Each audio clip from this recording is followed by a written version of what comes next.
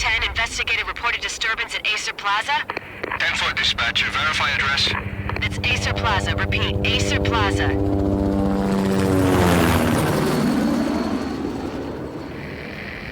Shots fired on the rooftop. An assault in progress at Acer Plaza. Repeat, an assault in progress.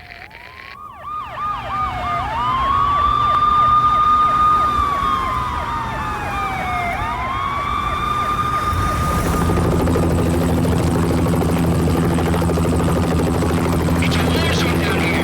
1085 dispatcher, need additional units. Additional units now. Officer in danger. Officer in danger. 10-5, please repeat, 10-5, all units, emergency. Officer in danger, Acer Plaza, repeat, Acer Plaza, all units. They were all dead. The final gunshot was an exclamation mark to everything that had led to this point. I released my finger from the trigger, and then it was over. To make any kind of sense of it, I need to go back 3 years. Back to the night the pain started.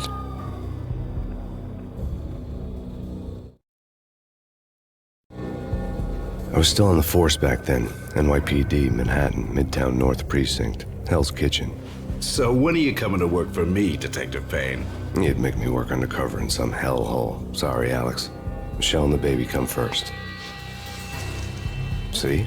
My last smoke. It's bad for the baby. That's you, Max. A regular Boy Scout. See, Alex? Still on for poker Thursday night, right? Like taking candy from a baby. Life was good. The sun setting on a sweet summer's day. The smell of freshly mowed lawns. The sounds of children playing. A house across the river on the Jersey side. Beautiful wife and a baby girl. The American dream come true. Honey, I'm home. But dreams have a nasty habit of going bad when you're not looking. The sun went down with practiced bravado. Twilight crawled across the sky, laden with foreboding.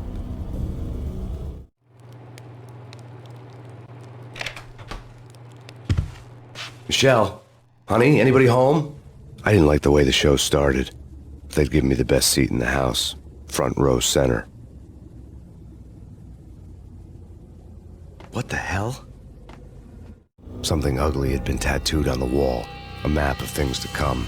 It was a poison syringe, a magic tag full of diabolical meanings.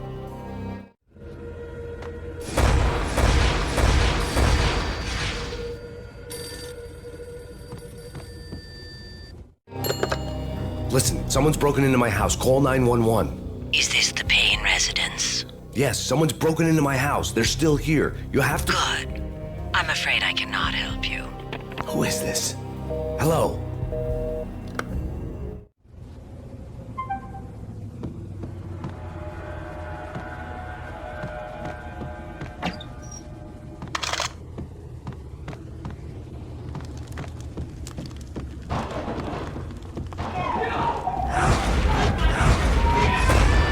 Michelle!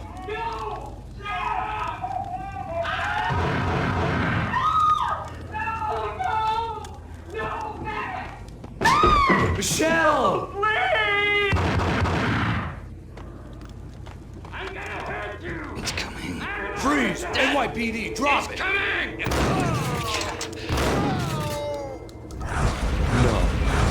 No, please, God, no. The flesh of fallen angels!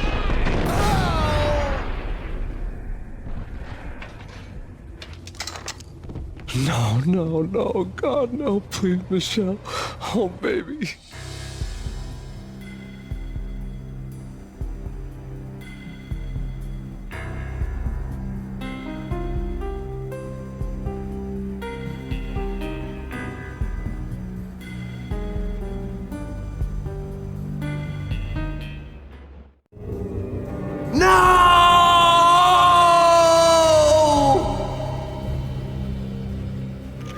That was 3 years ago. Everything ripped apart in a New York minute. The killer junkies had been high on a previously unknown designer drug, Valkyr, V. After the funeral, I told Alex I'd be transferring to the DEA. It took us 3 long years to get a break in the Valkyr case. Then, finally, 2 months ago, a dime dropper tipped us off that Jack Lupino, a mob boss in the Punchinello crime family, was trafficking.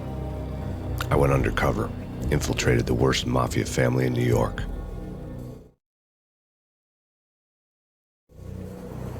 I came in from the cold and the dark. Outside the city was a cruel monster. I've been slowly working my way from the small time to the big fish, trying to get to the source of the drug. Alex and BB were my only contacts in the DEA, the only ones in this decrepit city who knew I was down here. BB here. Something urgent has come up with Jack Lupino. You need to meet with Alex immediately at the Roscoe Street station. I hadn't had a face-to-face with Alex since I'd gone undercover. Outside, the mercury was falling fast. It was colder than the devil's heart, raining ice pitchforks as if the heavens were ready to fall. Everyone was running for shelter like there was no tomorrow. It didn't get any better when I got to the subway. The feeling hit me like a point-blank shot straight in the face. Something was not right about this.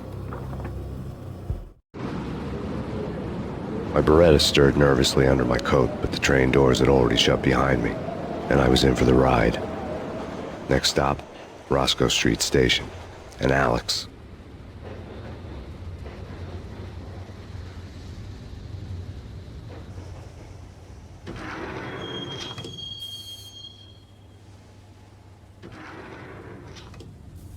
The station was drenched in gloom. Alex was a ghost, nowhere to be seen. I'd have to look for him.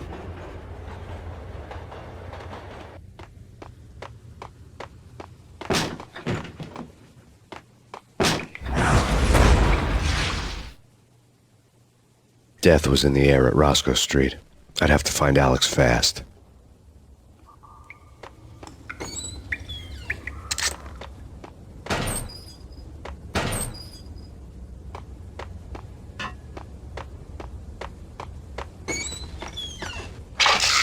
The pills would hold the pain back for a while. Wasn't Jake supposed to take care of this? He and Mickey are having too much fun taking care of the cop. Yo!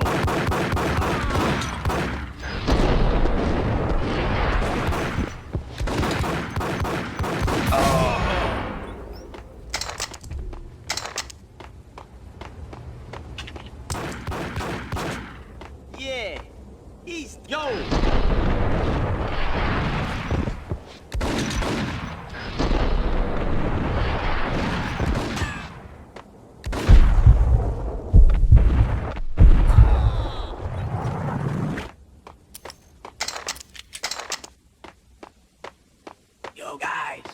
Yo, guys! Hey, what the hell?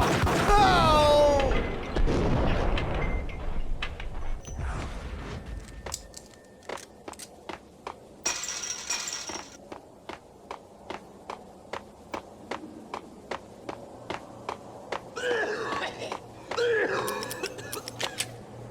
Yo!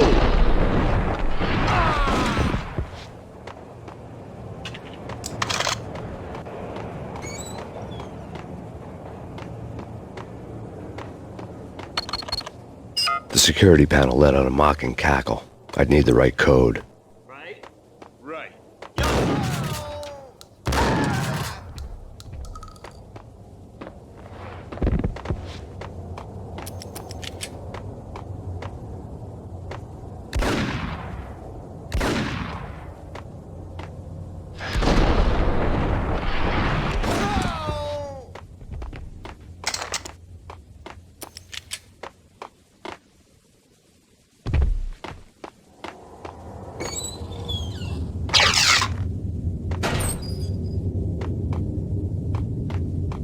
While looking for Alex, I had ended up in the middle of a big-time crime operation.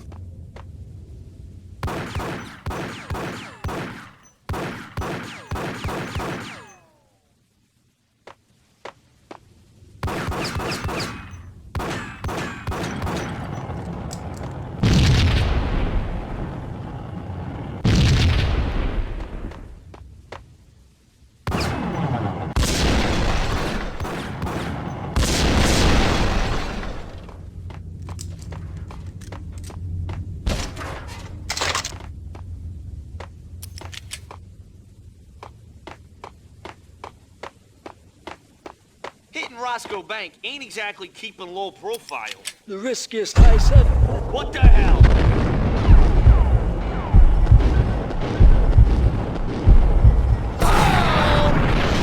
The gate was locked. I would have to find another way to get to the tunnel.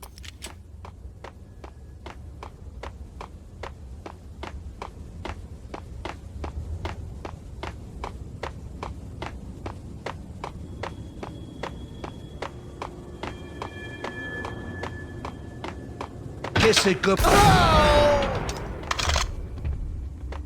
You saved me, man. What's going on here? A massacre. These armed thugs just appeared from nowhere. We need to get help. I can make the call from the control room 1 floor up. Can you take me there? Sure. Sounds good. Follow me.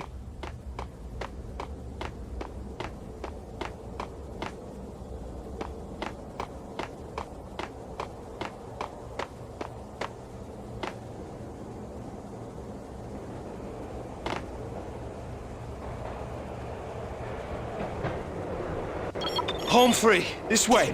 What the hell?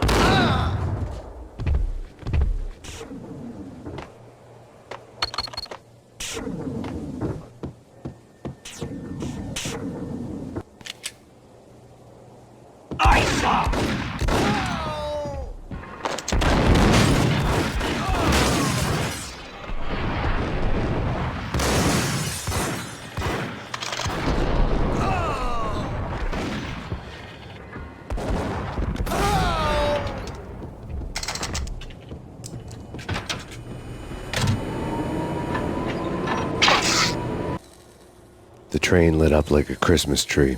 The power was back on.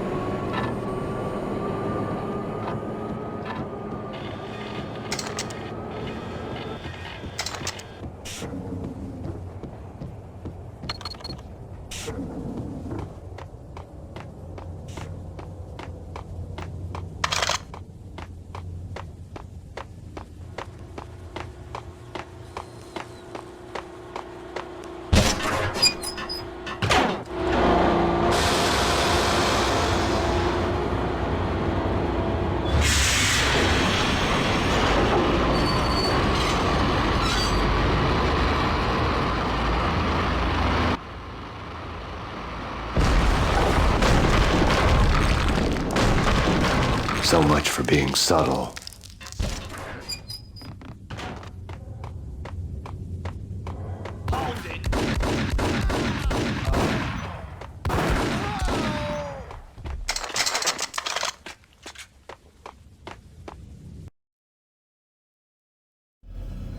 The rusty door led to an abandoned part of the station, closed off since the early 40s.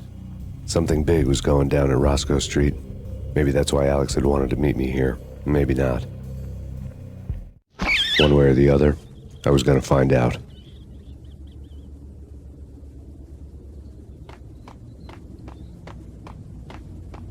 Right?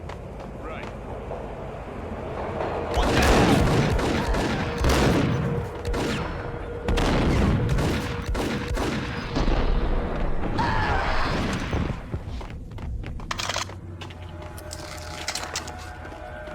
What the?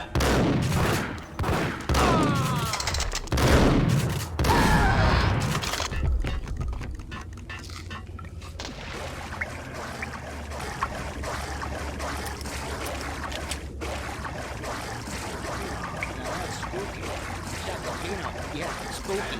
But also, it's like the failure count is rising. Yeah, I wouldn't joke about it if I was you. Yeah?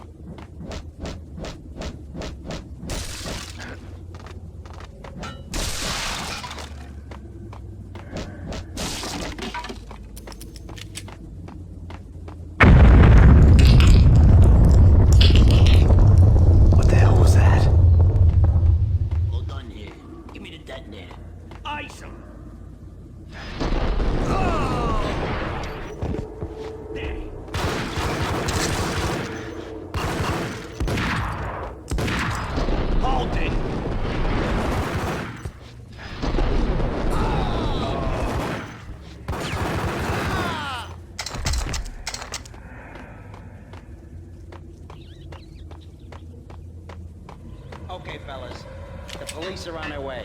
New York's finest. They're gonna be here soon. So stick to the plan. We've got our own private exit route. In and out, do your thing. Bam, bam, bam.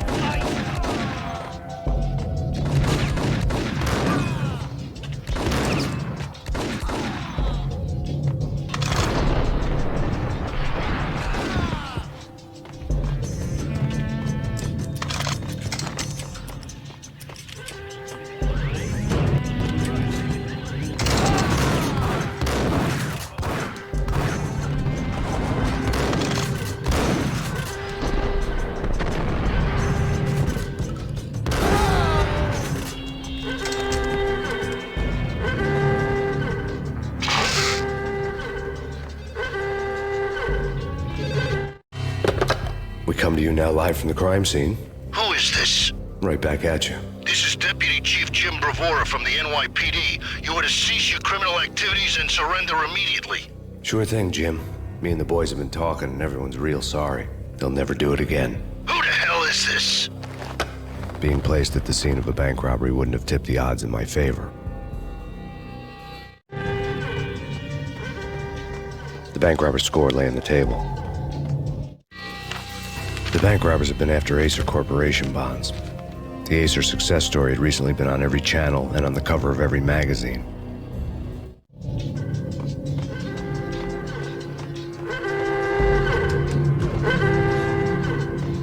The bank robbers had left their tools on the table. Judging by the detonators, the crooks had bought enough explosives to send Lady Liberty into orbit.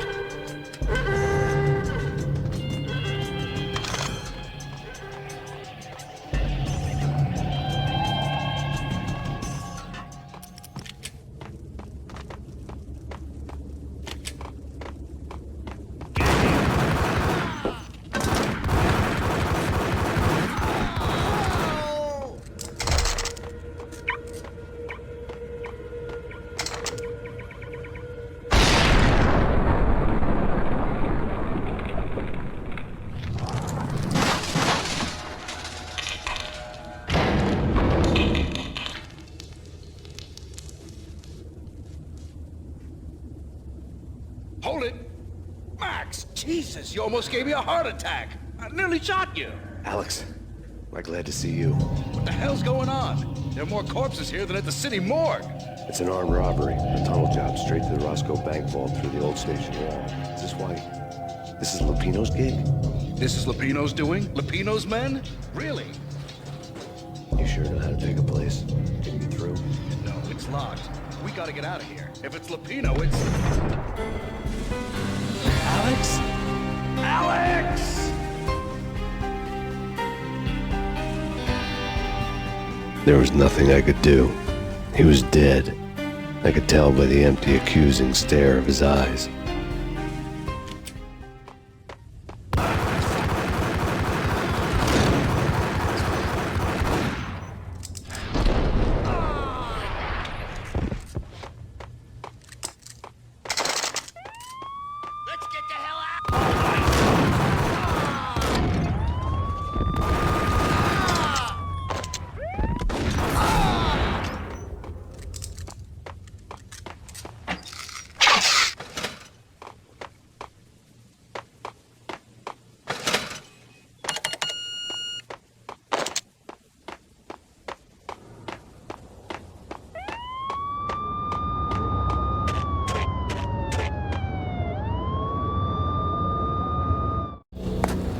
Alex had kept me relatively sane for the past 3 years. Now I didn't know how I felt. Somehow he had stumbled upon something big and ended up stepping on Jack Lupino's toes. Lupino ran his racket of sex, drugs, and contract killings from a sleazy hotel in a slum block of tenements. The NYPD was closing in. I could hear the sirens. Their wail was a crescendo. Lupino thought he could get us by taking Alex out and leaving me to take the fall for it. All he had gotten was my attention. I went for the hotel first. It was a sad old thing with flickering lamps and faded colors, cheap mobster punks and tired-eyed prostitutes. I walked straight in, playing It Bogart, like I'd done 100 times before. The place was run by a couple of murdering mobsters with shark smiles. the Finito brothers. Ladies and gentlemen, it's the pain in the butt. Pain to the max. You're killing me. Did you make that up yourselves, or you get some wino downstairs to come up with it? Don't answer that. A rhetorical question. I got something for the boss. Lupino around? That kind of depends on who's asking.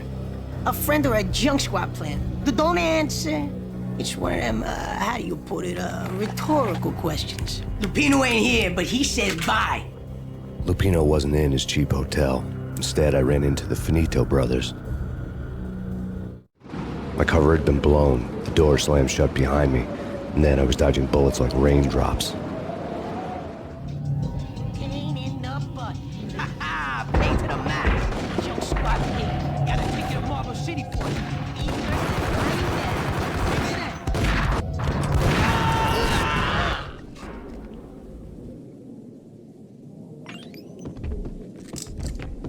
A letter on the desk caught my eye.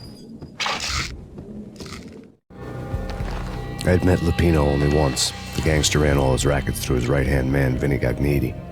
Gognitti was a high-strung whiner on the verge of breaking apart, like an overamped Energizer bunny. He had the brains to run the business, but he lacked the balls, always falling short, taking his frustration out on underage addicts and call girls. The V deal goes down at your hotel. Jack's exact words, quote, "Vinnie, you're in charge of this one," unquote. Rico Muerte is coming to see it through. Anything goes wrong and everybody's gonna get dead. Goes double for you. Treat this guy real good. Anything he wants, you give him. Don't screw this up or you're finito, finitos. A V deal meant added security, locked doors, and lots of nervous thugs with itchy trigger fingers. I'd seen nothing coming in, but that didn't mean it hadn't been there. Rico Muerte was a regular Kaiser Soze, a spook story told to keep the apes in line. 313. The Finitos had scribbled Muerte's room number on the note's margin. Bosses! Everything all right? Bosses! Joey! Vigilio! You all right in there? They're not answering. Call the others. Tell them to come quick. Okay, but we can't wait for them. We gotta go in now. Bosses! We're coming in! There he is!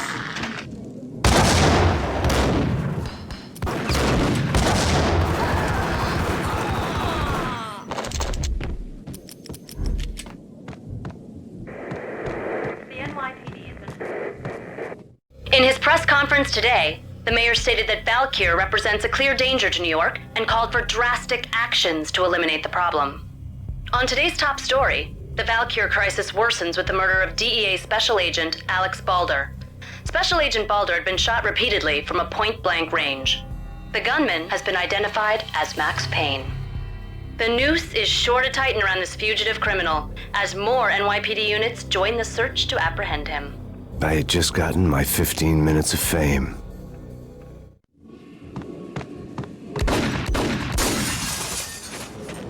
Yeah, something's wrong with the bosses. Payne's there and they're not answering. What the hell?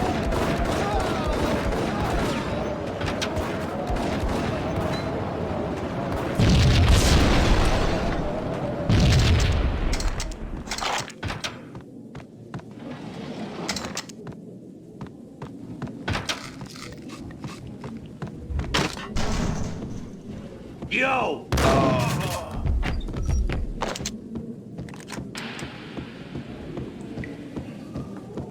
Previously, our lords and ladies. Lady Amelia, Marquis Valentine asks for an audience. Thank you, Lawrence. My lady. What's up? And now, an all-new episode of Lords and Ladies, brought to you in part by Acer Corporation. It's Payne! My lady. My lord? My lady, V-head junkies could go off without a warning. I had to be careful. There is? Indeed, my lady, there is indeed. From the very first moment we met, upon that distant forest path, there has been sunlight and the autumn leaves blazing like the colors of... Got him down! I must. My lord, no! I forbid you. This cannot be. This must not be. My lord, it is too dreadful. Do not force me to speak the words. My lady, I beg of you, I must know. I would rather Piece of die crap! than not. Yes, my lord, careful, we should both it be might dead, kick for back. this shame is too great for the living. My Killer lord, vending machine. Got him down!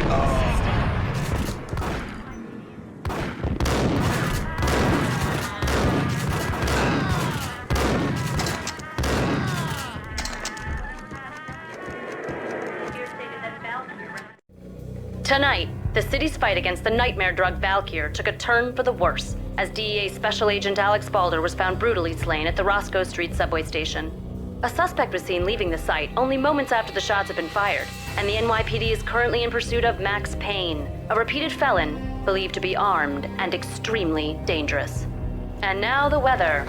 The worst winter storm in recorded history continues to pound the city.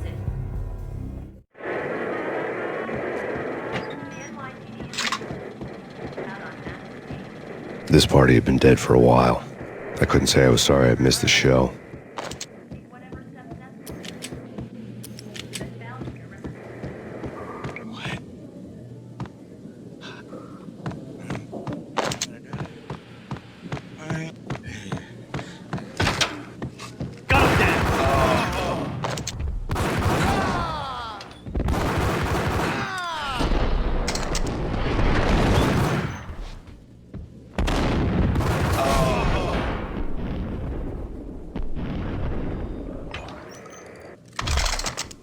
I'd found Muerte's room. Muerte had received a letter. Our investigation had turned up nothing to link Angelo Punchinello, the head of the Punchinello family, to Valkyr. All tracks had ended with Jack Lupino. The letter in Muerte's room was signed by the Don himself. It was the first hint that the Kingpin knew what was brewing inside his syndicate. The trouble you got into after the Chicago screw-up. The Punchinello family bailed you out. You have been waiting for a chance to pay us back. One of our trusted boys has a monkey the size of King Kong on his back, and we need your special skills for backup on a major deal. Collecting evidence had gotten old a few hundred bullets back. I was already so far past the point of no return, I couldn't even remember what it looked like when I had passed it.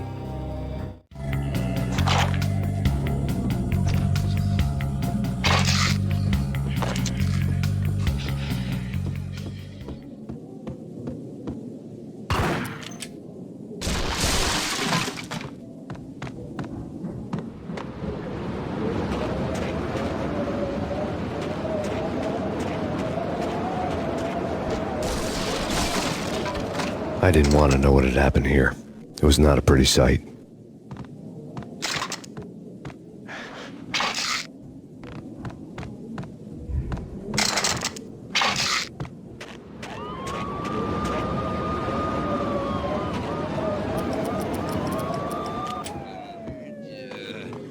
What the hell?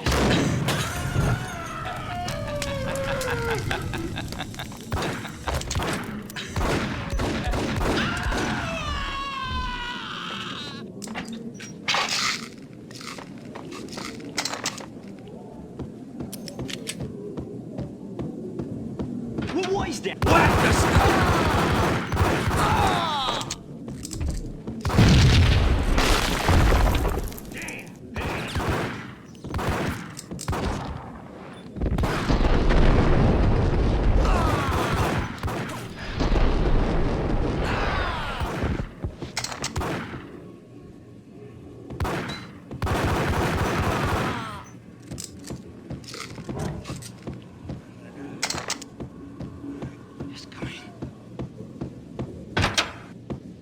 The hooker had left her diary on the table. The diary belonged to a hooker named Candy Dawn. The read would have made a vice cop blush. Had talks with the mystery hag over the phone again. Sent her the latest one-eyed Alfred tape.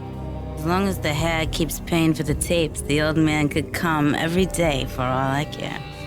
She had a nice sideline, making secret X-rated flicks of her clients and selling them to the highest bidder. It would get her killed if her V-fix for the day didn't do it first.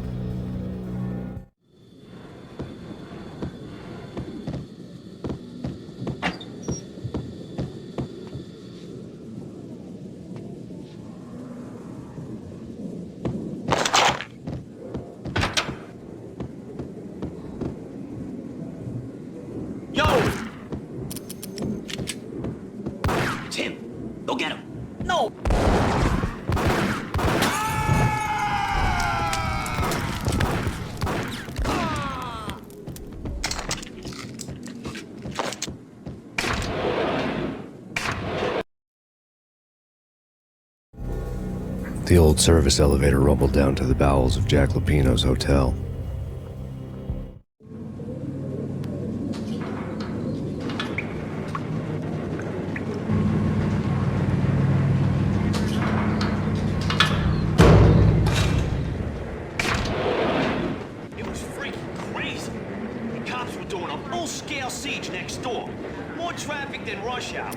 I mean, bleeding bastards running back. Damn.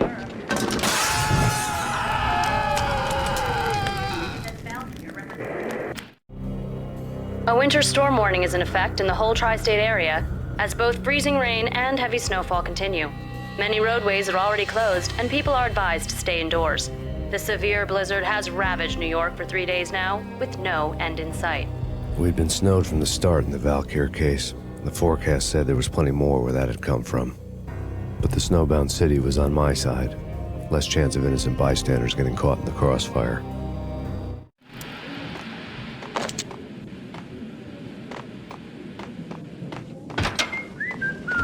Whack the sucker!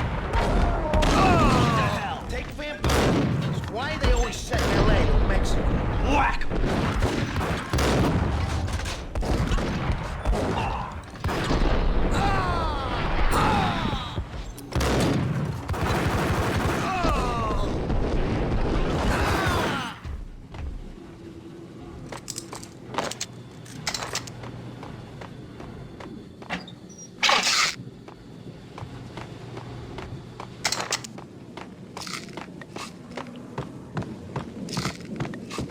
Chill with the guns. Trust me, you don't want to piss me. Gun him down.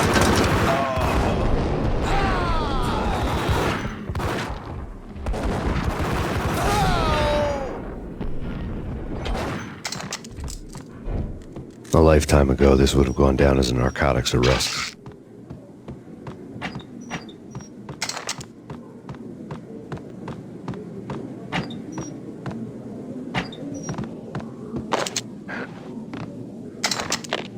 The transparent cylinders glowed green, full of Valkyr. It was dirty money. There was a key on the table.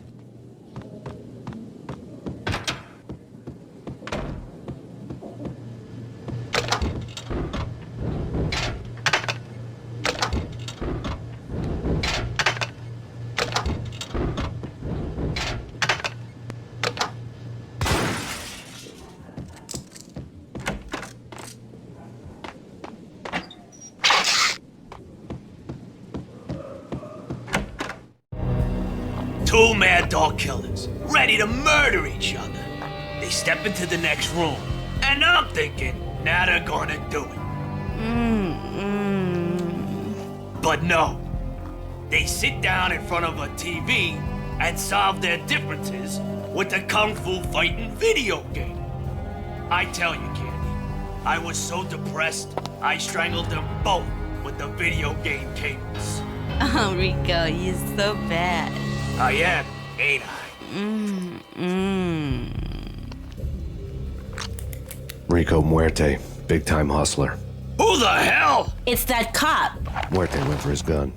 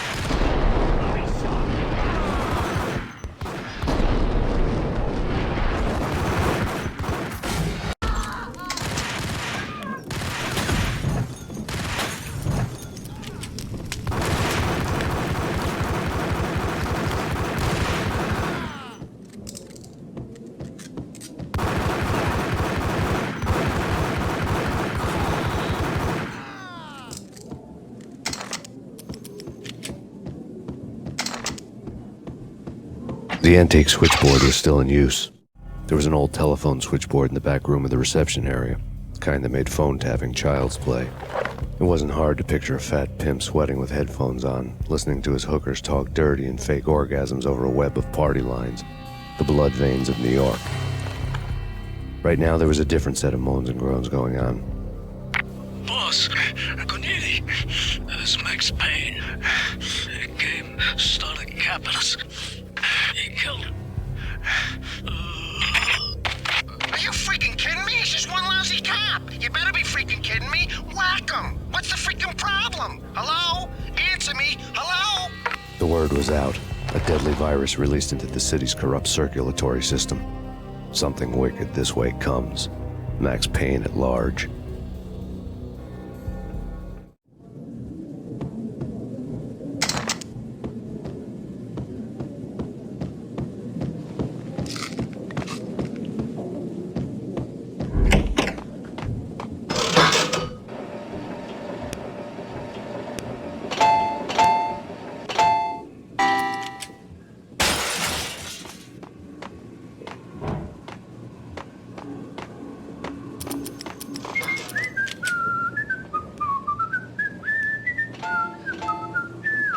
Think you could take my money? You know who you're dealing with? Huh? Do you? Do you? Yo!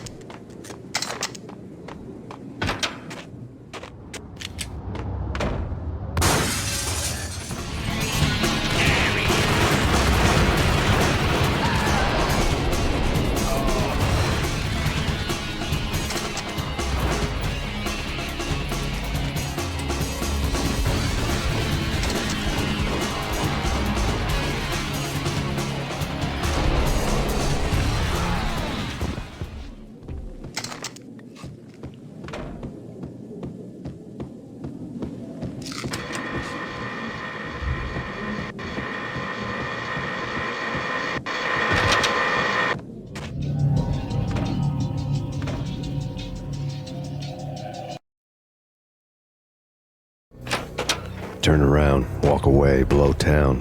That would have been the smart thing to do. Guess I wasn't that smart. Lupino's tenement buildings were a seedy hangout for all kinds of sleaze. A liquor store, a pawn shop, a laundromat full of mobster bookies and loan sharks. The list went on. The how and why of it was a mystery to me, but they knew I was a cop. They knew I was coming, and they were going to get real trigger happy about it. I got to see Lupino's hangout all lit up. A bomb went off, turning snow into liquid gold. A pillar of fire lifted the remains of a car straight up into the air. The flames were highlighted on the hood of a black Mercedes-Benz as it coasted down the street real slow, as if the driver didn't have a worry in the world. I got a good look at the man riding shotgun. It was Vladimir, the head of the local Russian mob, the fly in Don Punchinello's suit. The ringing in my ears was the sound of a mob war being waged.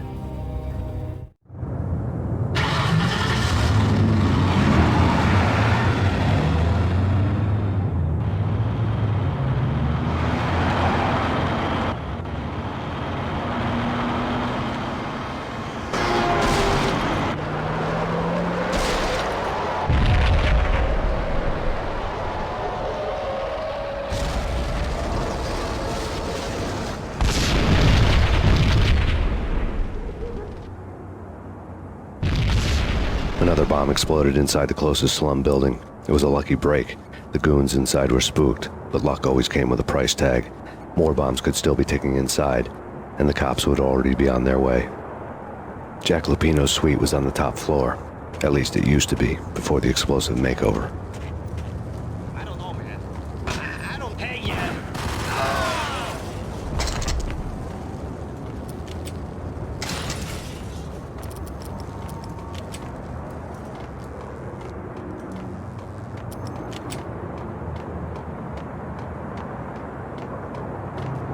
The headlines were a depressing read.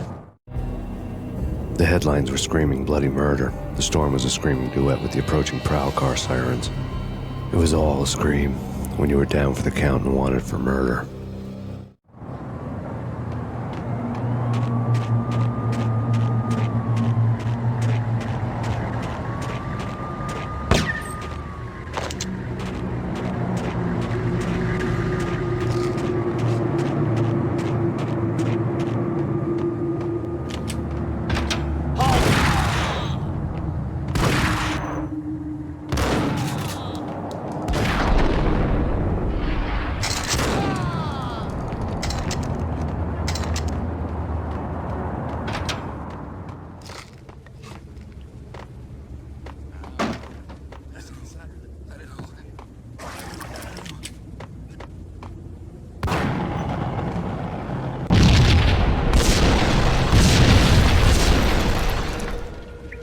building was rigged with explosives.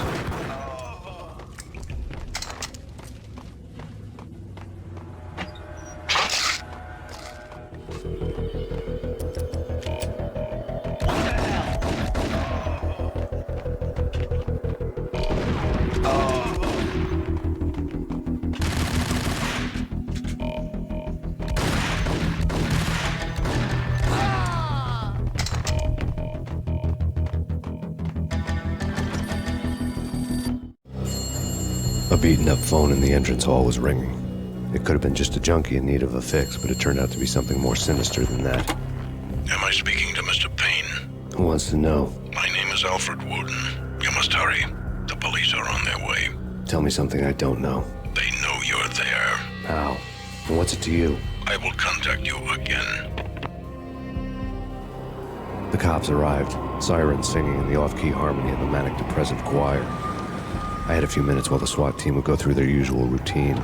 By the time they busted in, I needed to be long gone. Max Payne, this is Deputy Chief Jim Bravura from the NYPD. Drop your weapons and come out with your hands above your head.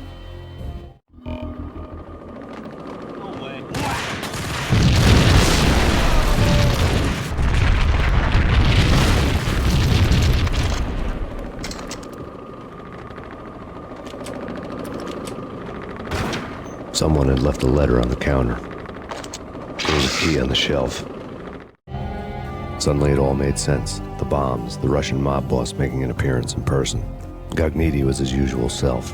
All talk and no walk. After our hit, the Russian has only a couple of guns left and they can be bought. There's no freaking way he has the guts to try anything after that. As it turned out, the Russian had plenty of guts. One thing you could count on, you push a man too far and sooner or later he'd start pushing back. Max Payne, this is your final warning. Surrender or we'll be forced to take action. Don't make us come and get you. A gun! Put your hands where I can see them.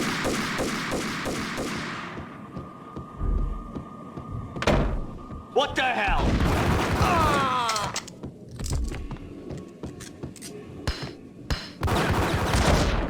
Hey!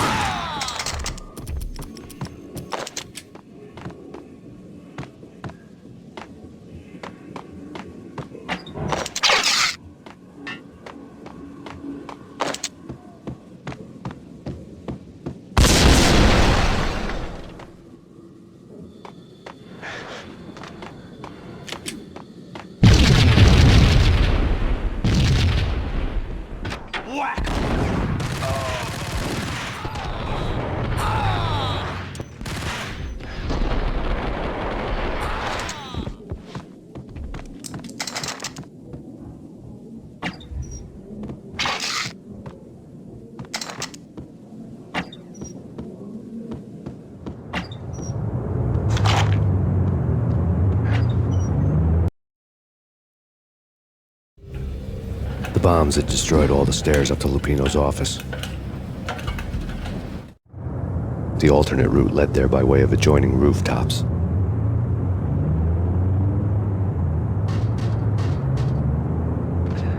It's never been this cold. Never ever. It's like the sky's falling. Yes, sir. It's the end of the world as we know it. And I don't feel fine. I don't feel anything. Not a thing. I'm freezing my butt off.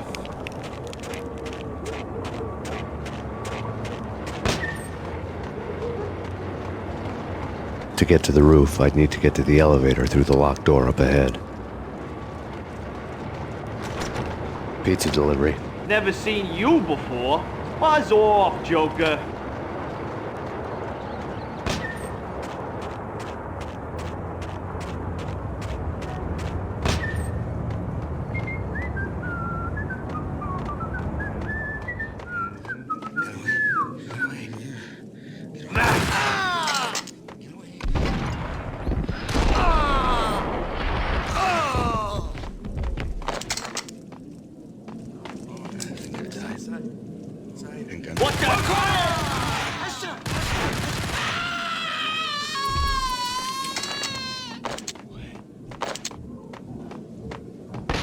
No, don't shoot. You know the clowns at the laundry? Me? No. You're no good to me then. What? No, the laundry, yeah. I know him, yeah. Get me in there. Okay.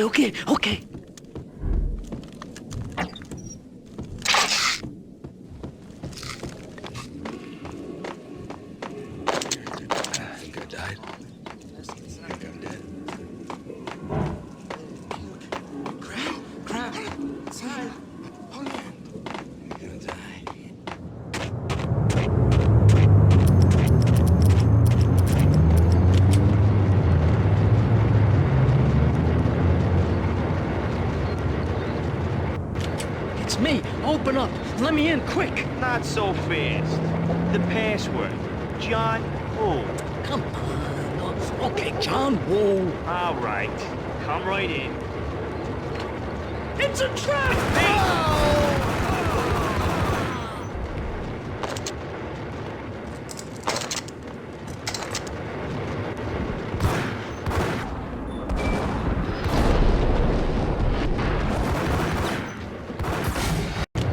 Me, open up. Let me in, quick. Not so fast. The password. John Woo. Come on. Okay, John Woo. All right. Come right in. It's a trap!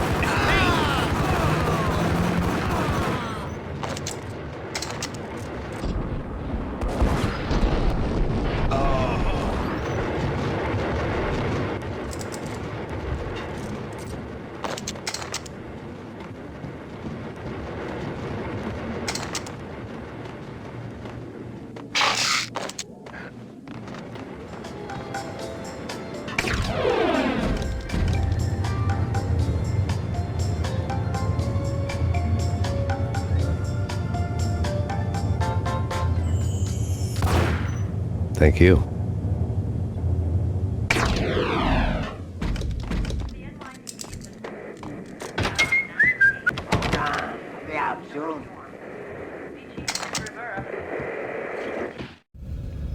New York City is in crisis tonight, with reports of Valkyr-related gang war in the streets of the Bronx. Apparently, Max Payne, wanted for questioning in connection with the slaying of a DEA special agent earlier tonight, is waging a one-man war against his former partners in crime. Among the list of casualties so far are notorious mafia members Joey and Virgilio Finito, as well as Rico Muerte, himself a fugitive from the law, and a suspect for several murders in the Chicago area. The NYPD has been placed on full alert. A citywide APB has been put out on Max Payne. Deputy Chief Jim Bravura has promised to take whatever steps necessary to bring him to justice. What those steps may be remains to be seen. For NYCNN TV News, this is Kira Silver. Hey!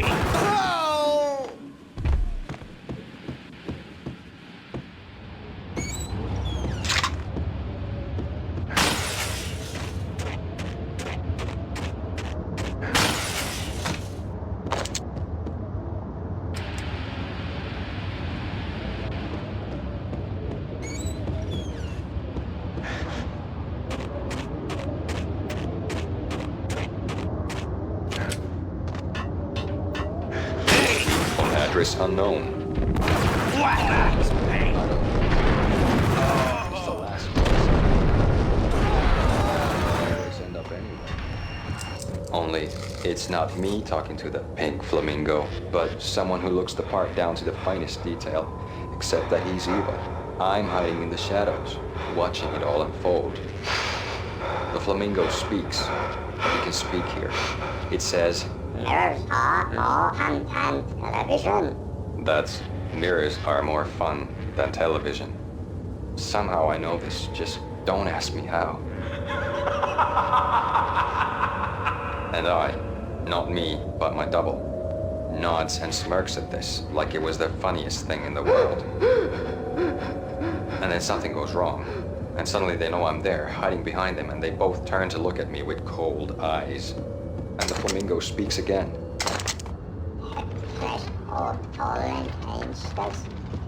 I have no idea what that means.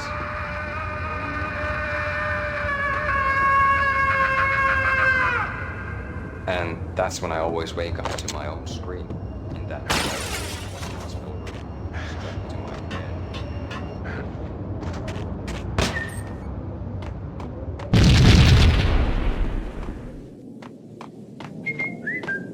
red, blue, or green? It's always red or blue in the movies. So, green? No, not the green.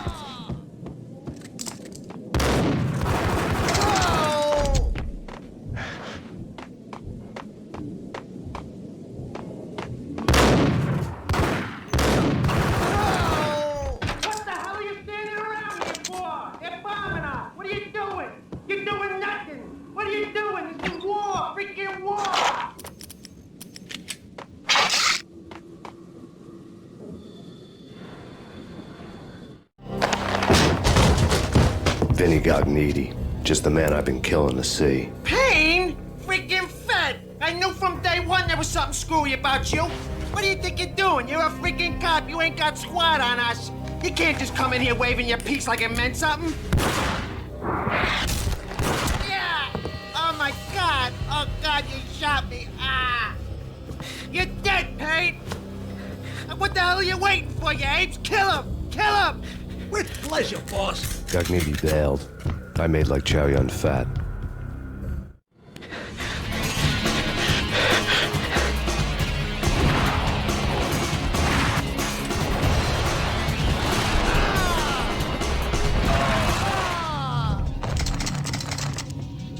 A crumpled letter lay on Gognitti's desk. The letter was addressed to Don Punchinello, but Vinnie had never had the nerve to finish it. Jack's gone voodoo.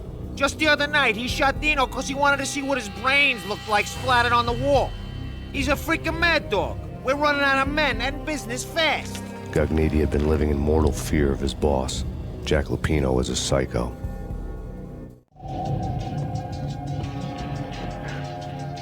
Vinnie Gognitti was running scared. He could run, but with a bullet in his stomach like a broken bottle of Tabasco, he was quickly running out of time. He knew where his boss was, and I wanted to square things up with Jack Lupino. Gognitti would be moving fast. I don't know about angels, but it's fear that gives men wings.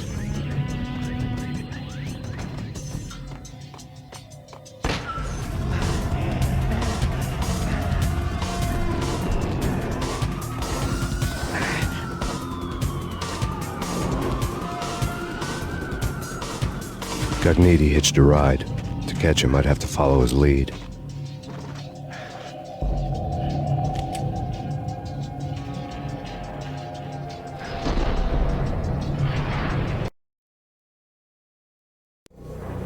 This was my second train ride of the night. The way it started didn't promise anything better than the last one.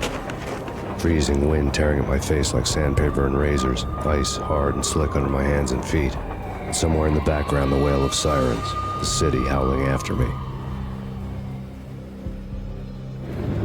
New York sped by in fast forward.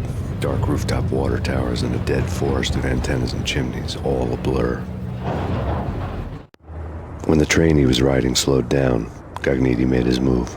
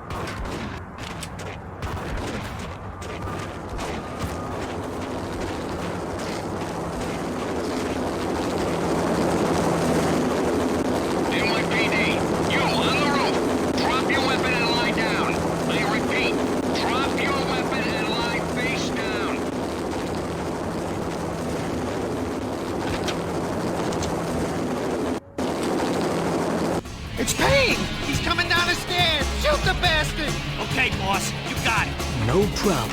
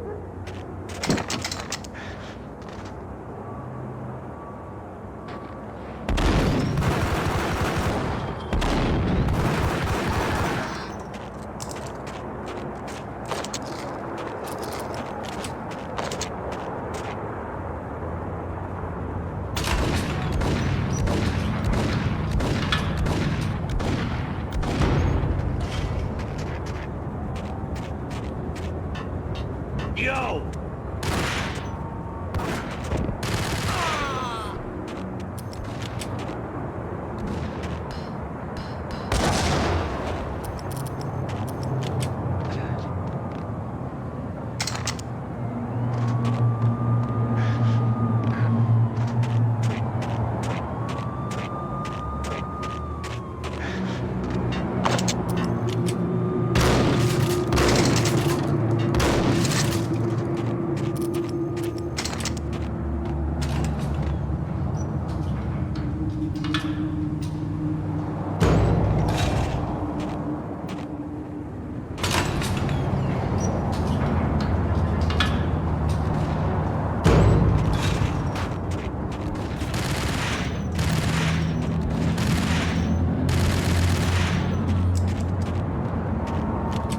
Gun him down!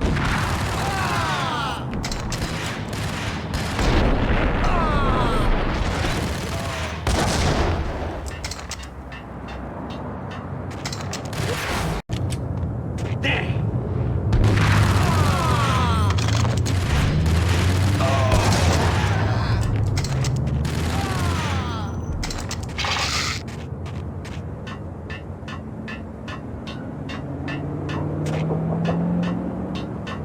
We're gonna be rich!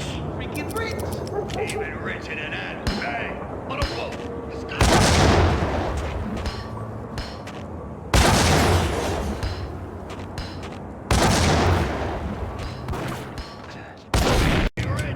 Freaking rich! Even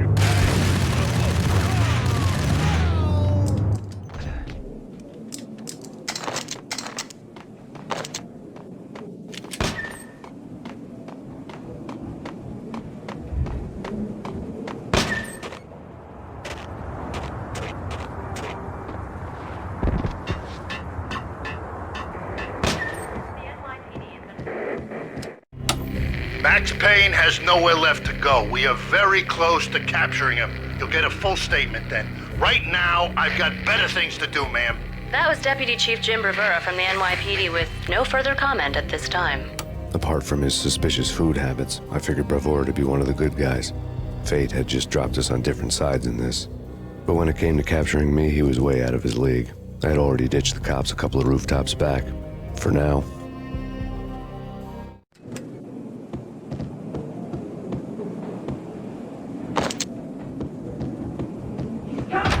I can hear him! Keep the guns pointed at the door. Okay, this is it. Any moment now, Payne's gonna bust through that door with murder in his eye. It's either him or us.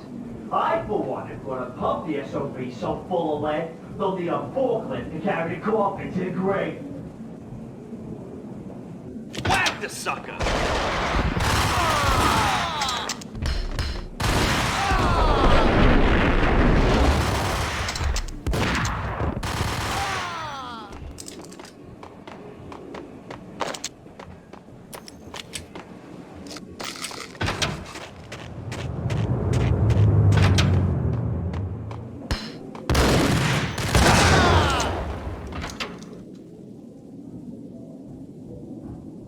me, goddammit!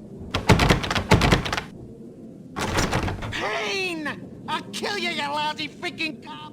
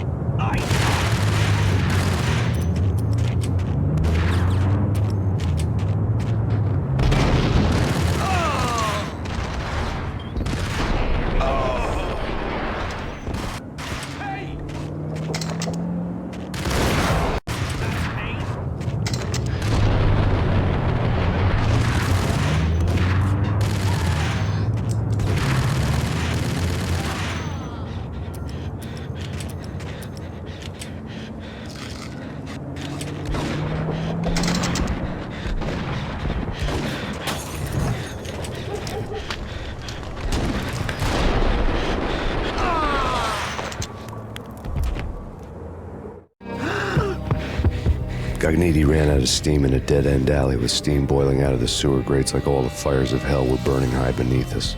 It was shakedown time. Where's Lupino? Screw you! Bad start, Vinnie. Police brutality! I rate pretty high on that. You can't just hurt me in cold blood? Just keep telling yourself that. Listen good, Candyman. I'm not gonna be anybody's fall guy. I want to know where your boss is hiding. There was no glory in this. I hadn't asked for this crap. Trouble had come to me in big dark swarms. The good and the just were like gold dust in the city. I had no illusions. I was not one of them. I was no hero. Just me and the gun and the crook. My options had decreased to a singular course. I'll tell you, just don't hurt me no more. Lupino's at Ragna Rock, the nightclub. Book me, take me, hold me to the freaking jail, just don't hurt me. Your rights will be ready at your funeral. Ragna Rock was Lupino's private nightclub, a den of drugs built into an old theater. I knew what waited inside. V-head junkies ready to explode in random acts of senseless violence, and Lupino's goon squad, the worst stone-cold killers this side of hell. Ragna Rock was as inviting as a headache, flickering and flashing to a machine gun beat. The belly of the nightclub was a gothic theme park that began with bondage games and led to the nasty stuff from there. As subtle with its dark message as a cop-killer bullet through the heart. Like father, like son, just like Jack Lupino.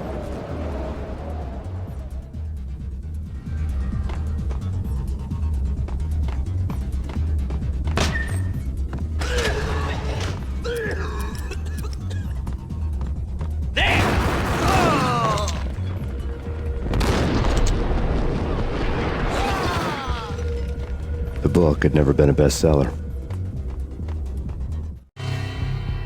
Given the setting, I was surprised to find that somebody had been passing time reading. The paperback was entitled, The Age of Murder and Storm. The blurb on the back mentioned Norse mythos and Ragnarok, the end of a Viking world with a terrible winter that covered the earth in ice, when vile crimes were rampant and all humanity lost. I could see how somebody impressionable might get it into their head that we were at the end of time.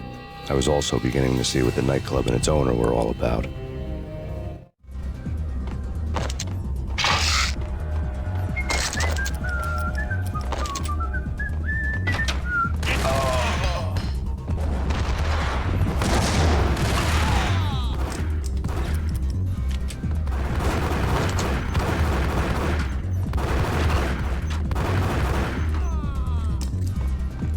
What the hell?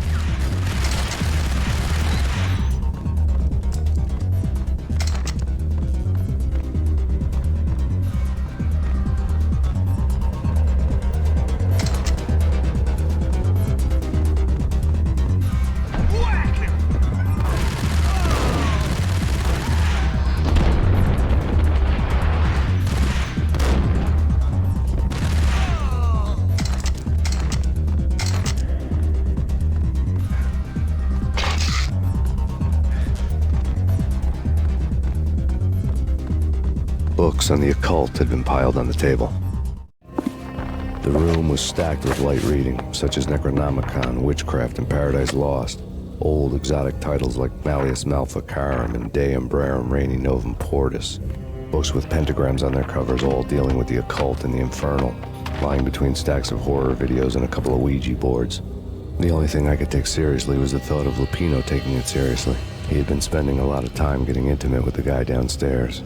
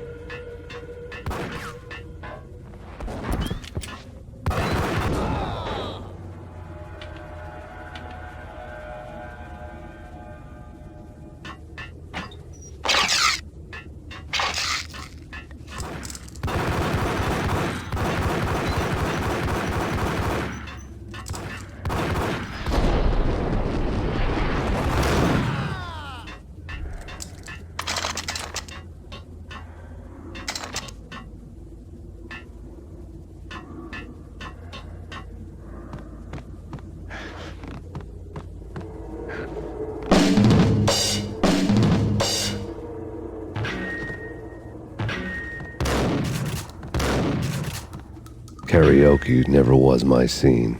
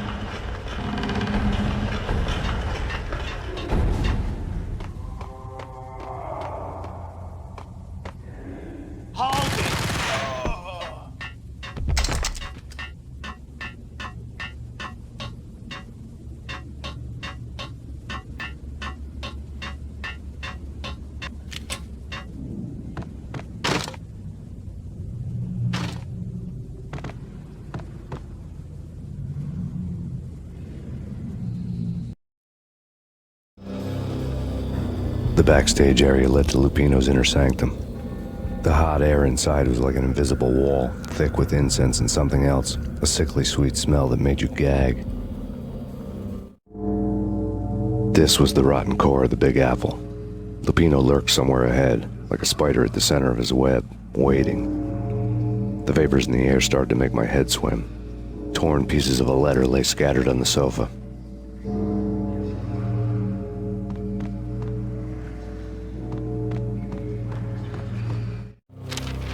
Punchinello had threatened Lupino in writing. The note had been torn to pieces, bloody fingerprints all over them. Don't want you to think that one of my boys is not playing with a full deck. Shape up, Jack. We are running a business here. I'd hate to send the trio to strong-arm you. The trio were the Don's notorious henchmen. It was obvious that Lupino hadn't been intimidated by the threat. Lupino's notes covered the table. Jack Lupino was crazy, all right.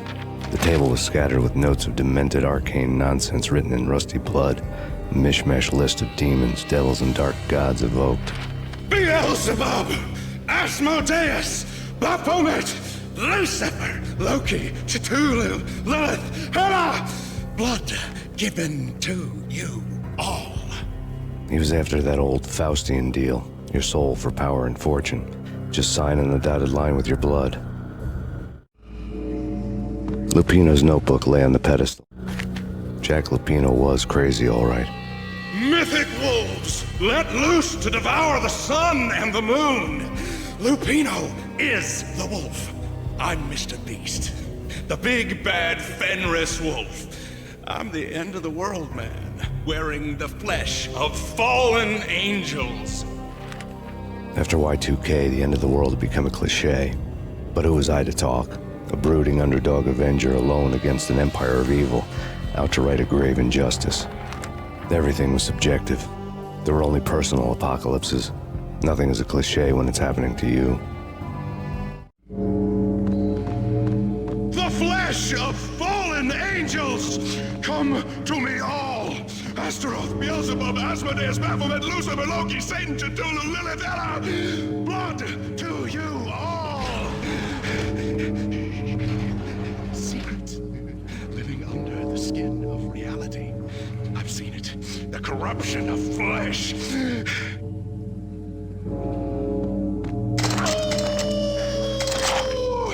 I'm the wolf, yeah! I am the wolf!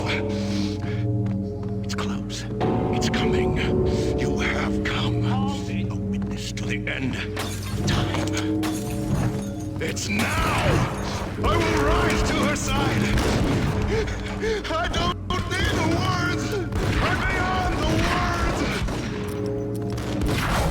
I don't need the words! I'm beyond the words!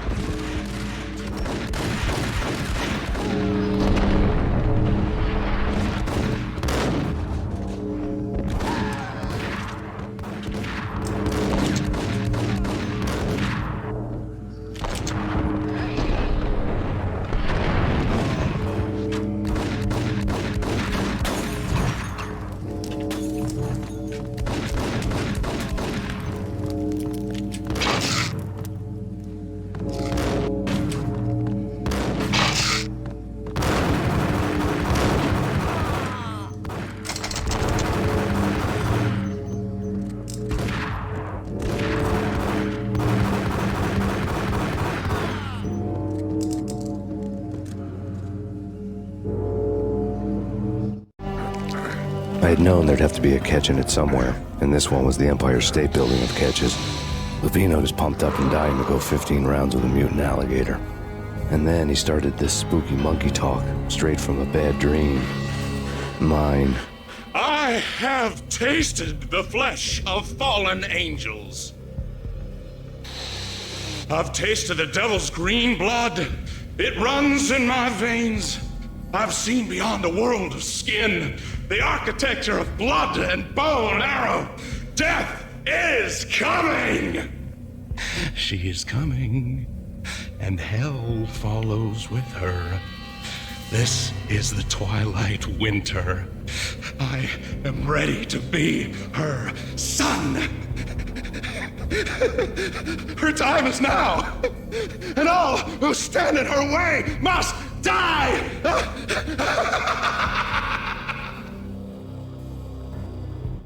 Die!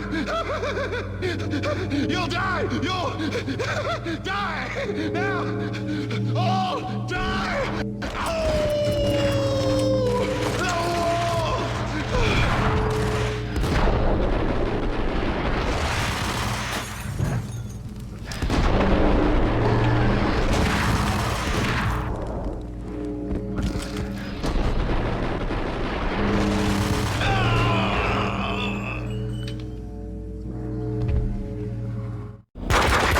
Lupino finally went down.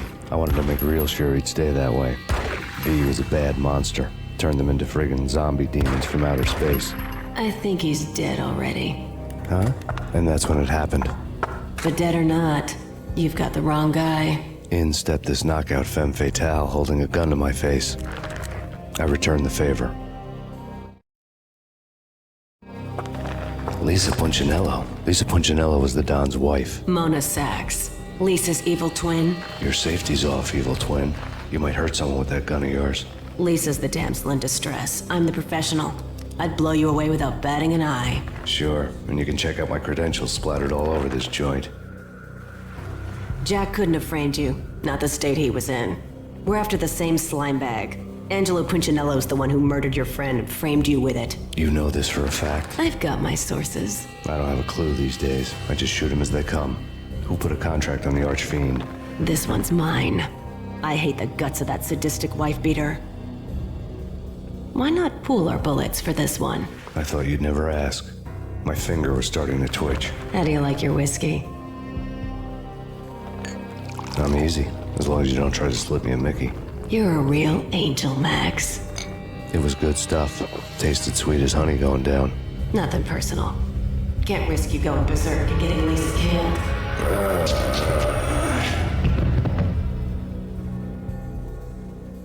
The nightmare was always the same. Violent shapes moving in darkness, old and ugly. The killer's mad laughter was a riddle filled with wicked innuendo.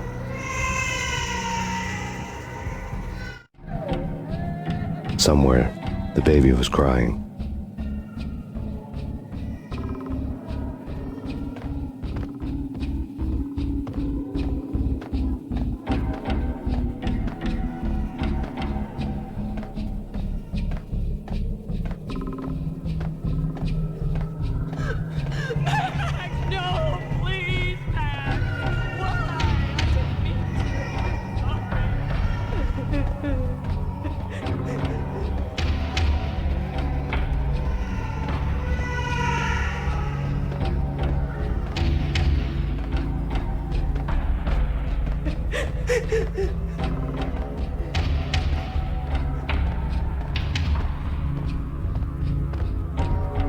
Should have known it when we found you snoring next to Lupino's corpse.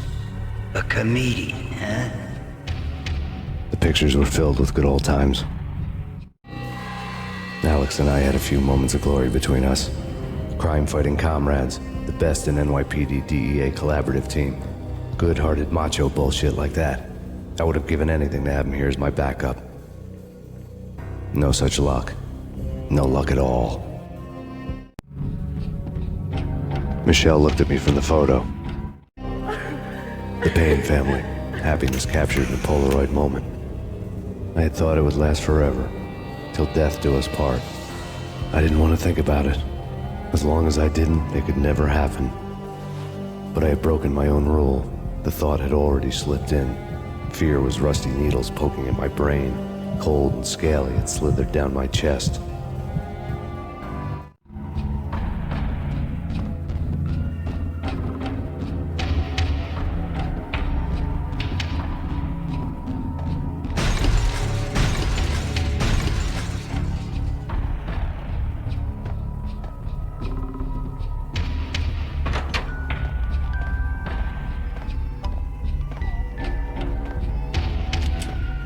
I really love to watch cartoons.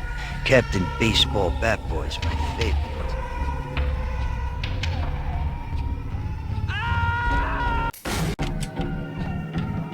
I really love to watch cartoons. Captain Baseball Bat Boy's my favorite.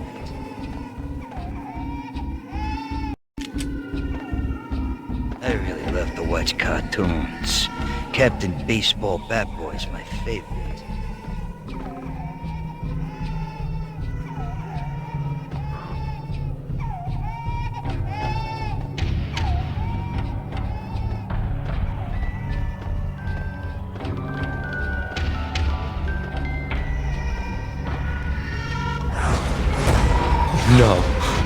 No, please God, no.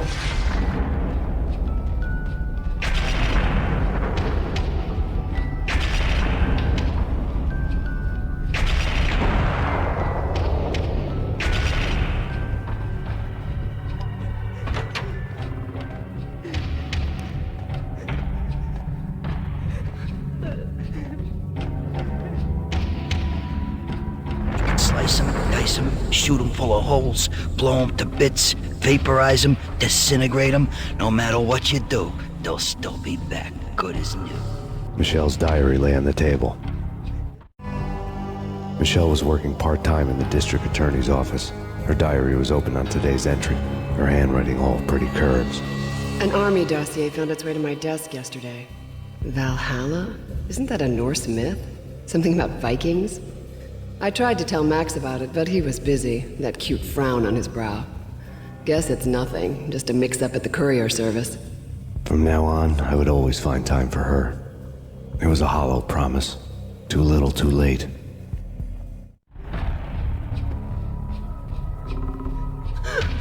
Max, no, please, Max! Why? I didn't mean to. I'm sorry.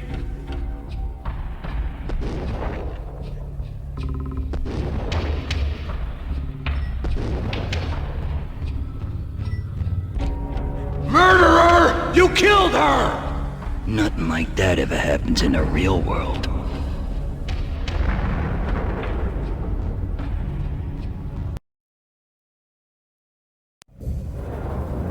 I woke up in a bad dream. My head felt 2 sizes too small for my brain. Max Payne. I envy your name. And the killer was smiling. Pleased to meet you. I'm Frankie the Bat Niagara. Niagara, as in you cry a lot? He had a baseball bat and I was tied to a chair. Pissing him off was the smart thing to do.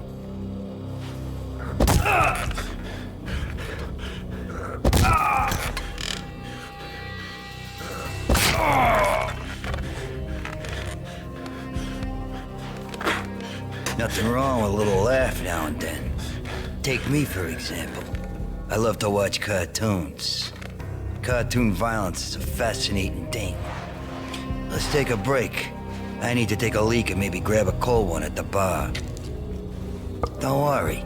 I'll be back to finish this off. And then, it's checkout time. You play, you pay, you bastard. He swaggered out, and the door clanged shut behind him, locks clicking into place. Everyone makes mistakes. Mine hadn't been to crack jokes about the goon with the bat. He'd have cracked my skull regardless. It hadn't even been to trust a girl with a gun. I had blindly gone after the first bad guy on my hit list when I should have been aiming further up the ladder, at the head of the Punchinello family. I couldn't bring myself to be pissed at Mona. Guess I had a soft spot for a pretty face.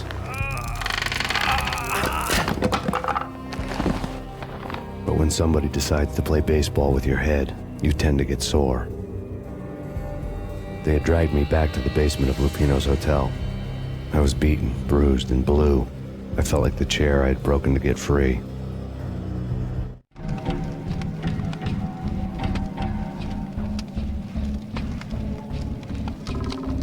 All I had was Niagara's bat, sticky with my own blood.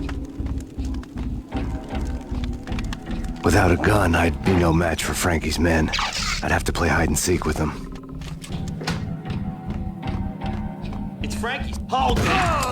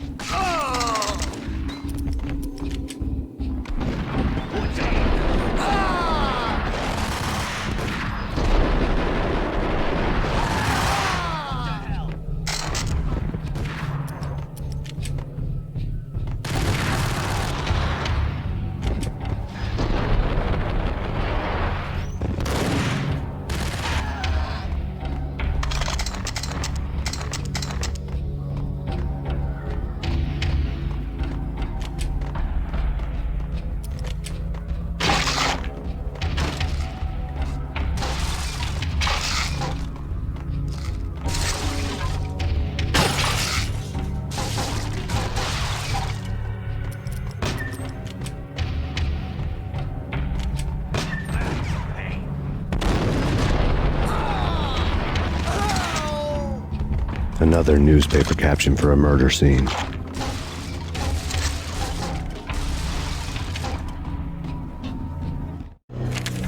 Frankie had left his calling card, a Captain Baseball bat boy strip, next to a sewer passage filled with bodies. You'd better not mess with Captain Baseball Bat Boy. Even my archenemy, Bicycle Helmet Girl, swoons at the sight of me. Aha! There were enough corpses to put a mass murderer to shame.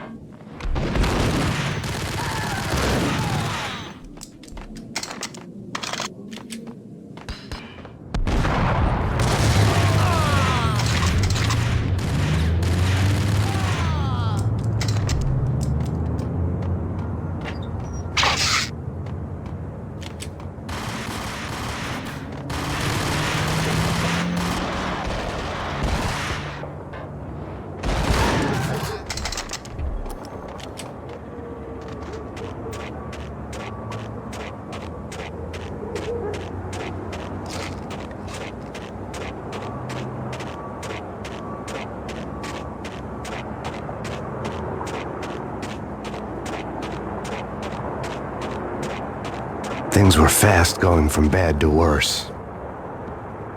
The men in blue had come and gone.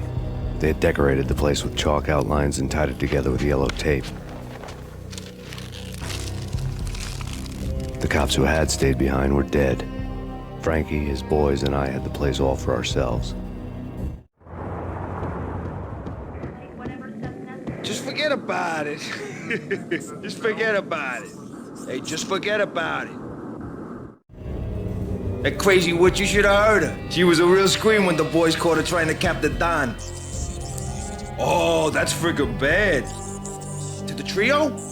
That's even worse than what Frankie's doing to that poor bastard downstairs. She's gonna take a long time to die. The mobster muscle on the phone was talking about Mona. Punchinello's trio were nothing but bad news.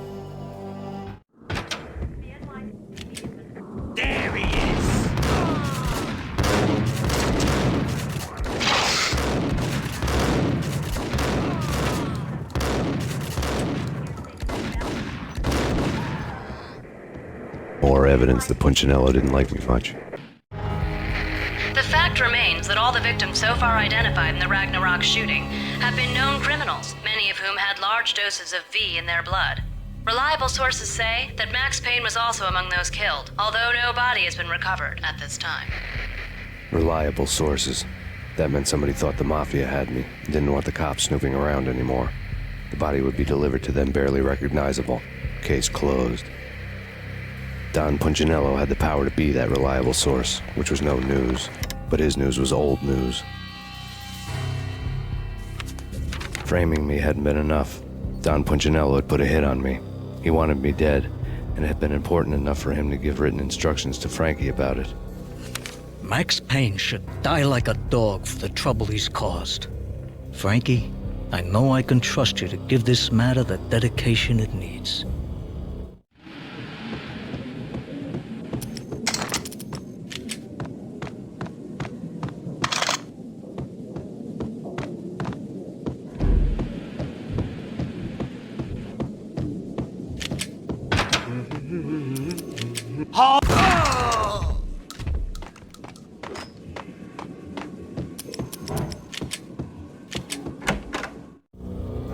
The hotel bar was fast developing quite a history. True to his words, Frankie was there, having a beer. Jesus Christ. How the hell did you get loose?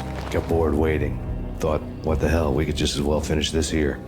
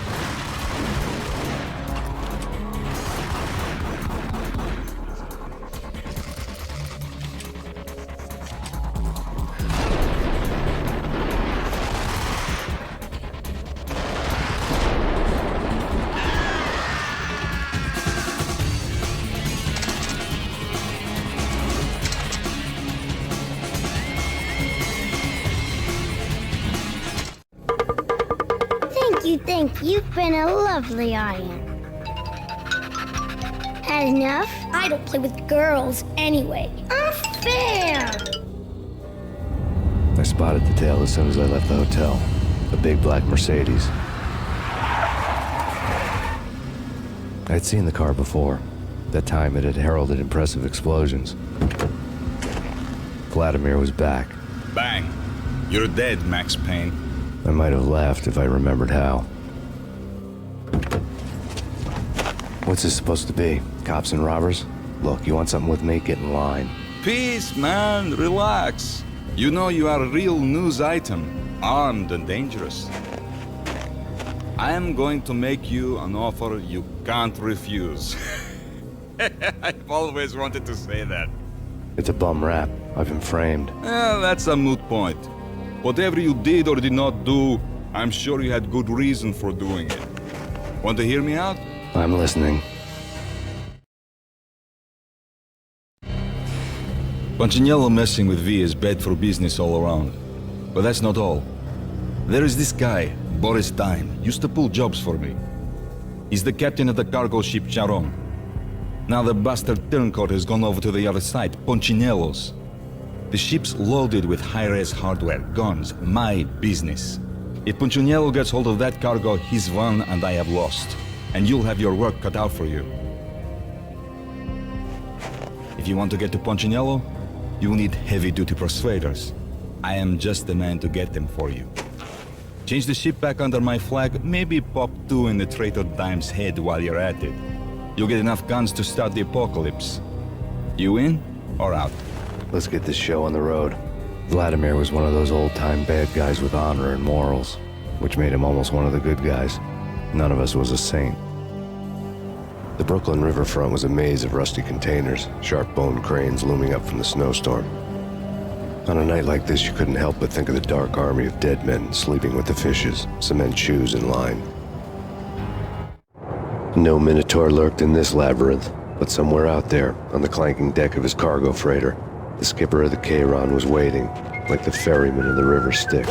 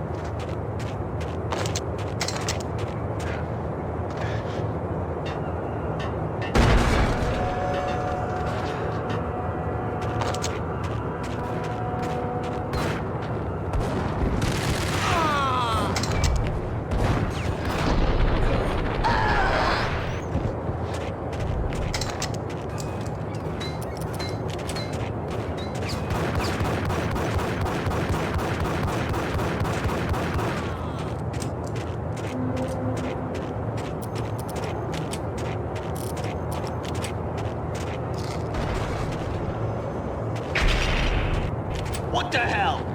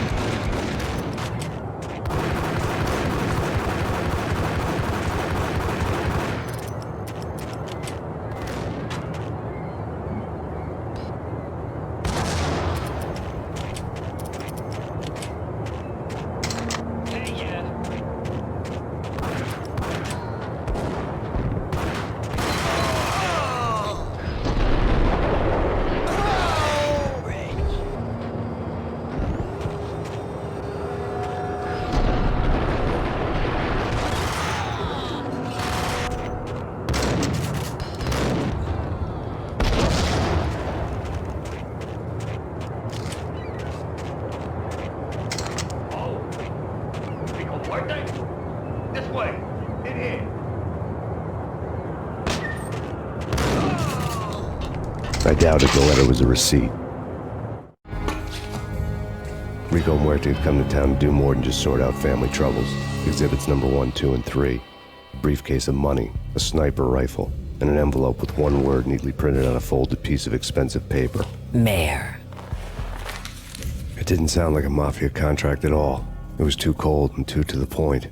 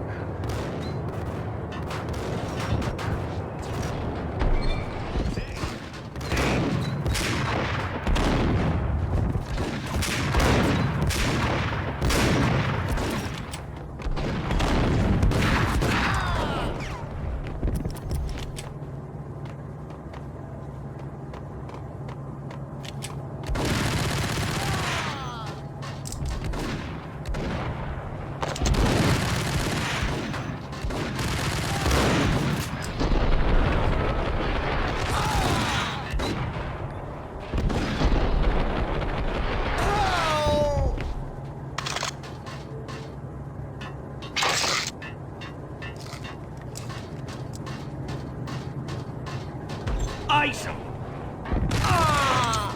I had found Boris Dime's ship.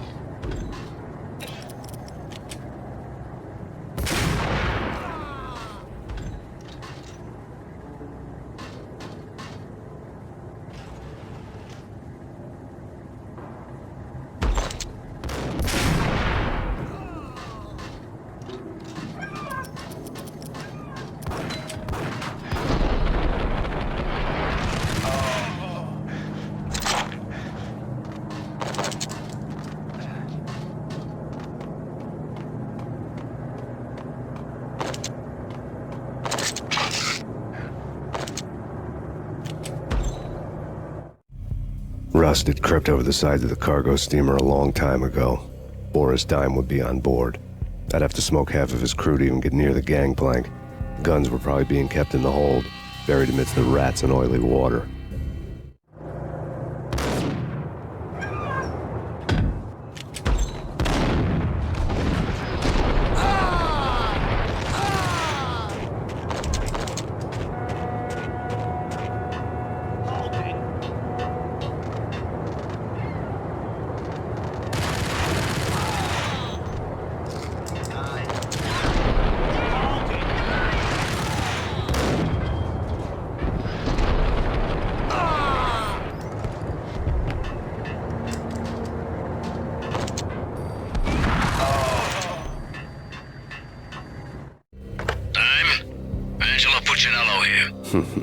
Angie, tell me, how much did Dime cost you? I bet it was more than his name. Max Payne. Right the first time. You're dead, punk. You sure you're not confusing me with Boris here? But you are right, of course. Pretty soon we should get together and have a talk. You son of a... Pissing Punchinello off was a dangerous game, but when people get mad, they make mistakes. I should know. That's where I wanted Punchinello, mad enough to trip over his own feet, preferably into a grave.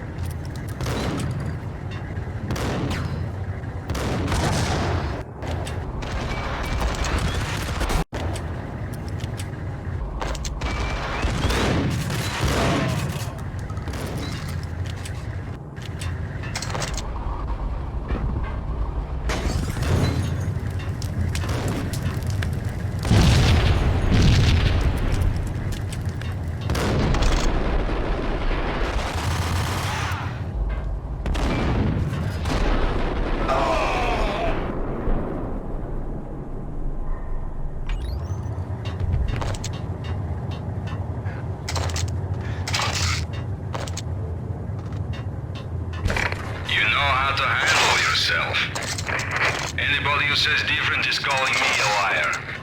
Glad of you here. Collect all the guns and ammo you want. Meet me on the bridge afterwards.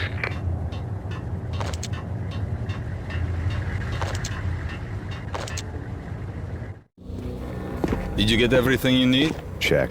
I owe you. Anything you need. This is my solo. When I'm through, Punchinello won't be anybody's problem anymore. Clear as vodka. But anytime you get between a rock and a hard place, just whistle. This could be the beginning of a beautiful friendship. You really get a bang out of this big-time gangster act, don't you? Even with all this firepower, I figured I couldn't get to Punchinello at his manor. I could only hope that he wouldn't pass a chance to hear me beg, to see he's won. This is Max Payne. I want to cut a deal. You're a dead man. That's what everybody keeps telling me. I got your ship and her cargo. I want to meet. No pain, no gain. Capiche? You know my restaurant? Yeah, I know it. 1 hour. Punchinello's restaurant had seen better days. Snow was falling like ashes from post-apocalyptic skies, but that was outside. Things would soon get hot in the Don's restaurant. I knew it was a long shot, Angelo Punchinello actually showing up, but there was no crime in hoping.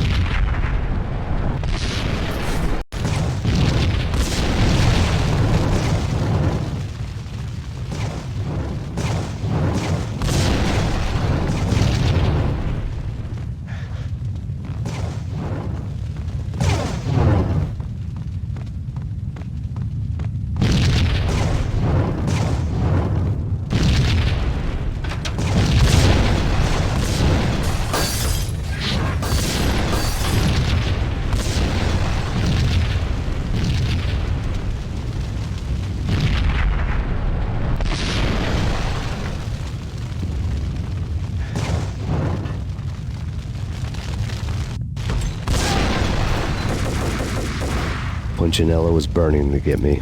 The feeling was mutual. He was trying to put out my flames with gasoline.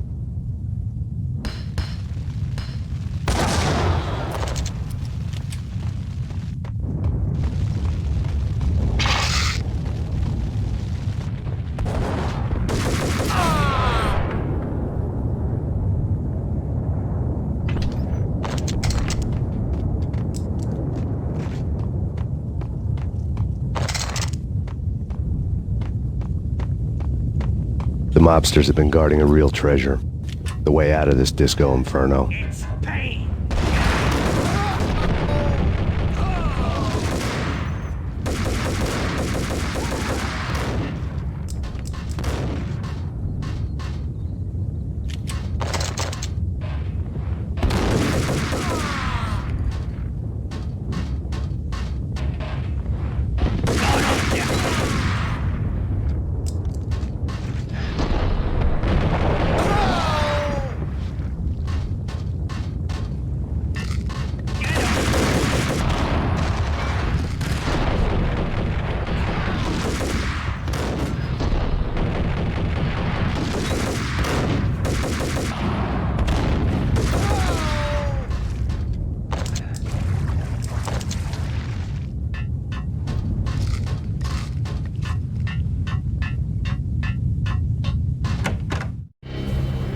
Vlad had seen my smoke signals.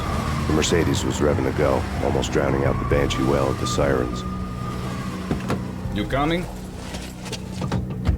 We'll drop you off at the Punchinello Manor. Sounds good to me. When this is over, look me up. I could use a professional like you. I'll keep that in mind.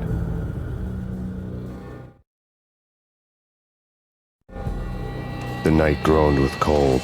The garden lights flickered nervously. In their light, the falling snow was dead white before the darkness ate it up.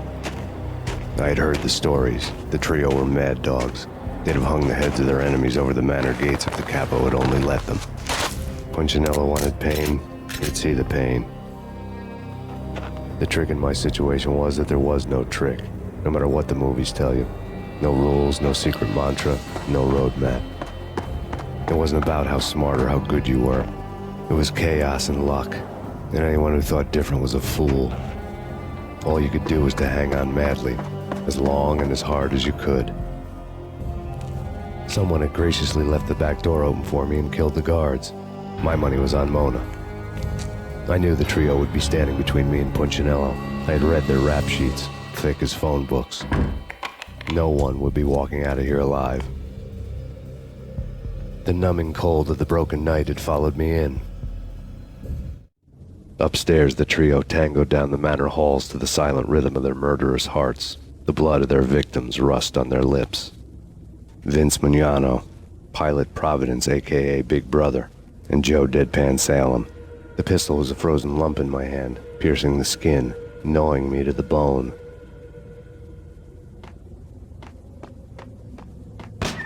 In death, the thug had been promoted to messenger.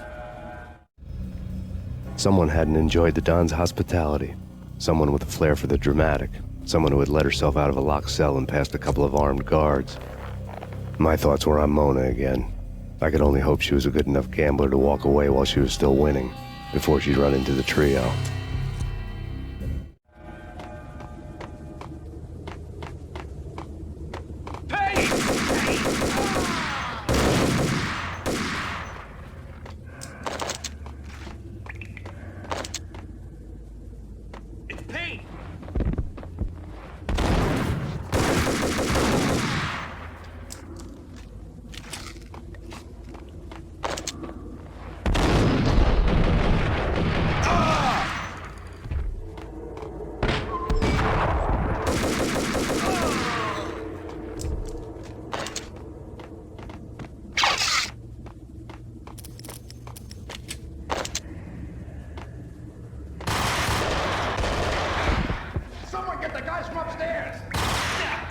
No one's going anyplace. Too late for that.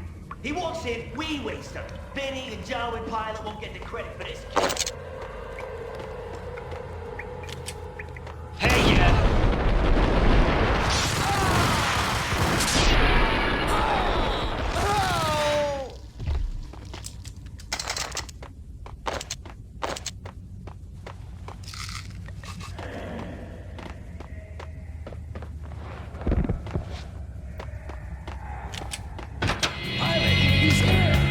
It didn't take me long to run into the trio.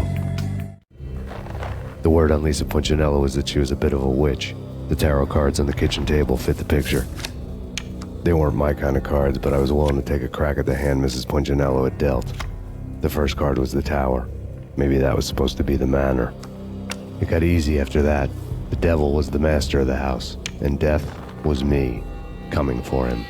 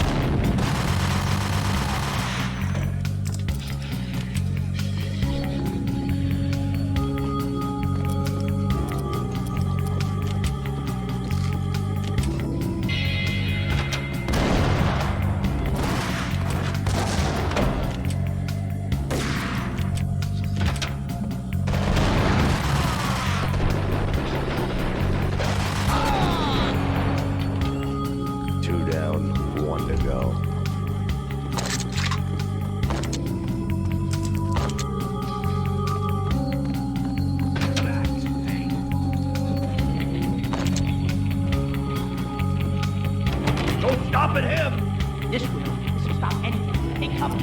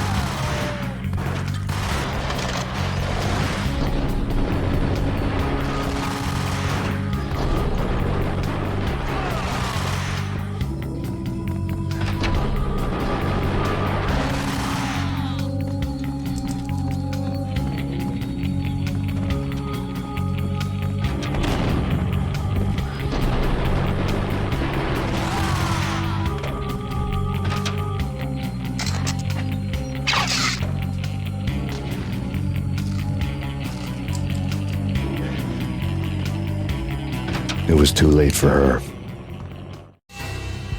You're a real angel, Max. I couldn't tell whether it was Mona or her sister. The body was a mess. The sick bastard had really gotten a kick out of it. Seeing her lying there got me thinking about another woman's body on another bed. Got me thinking about a fallen cradle.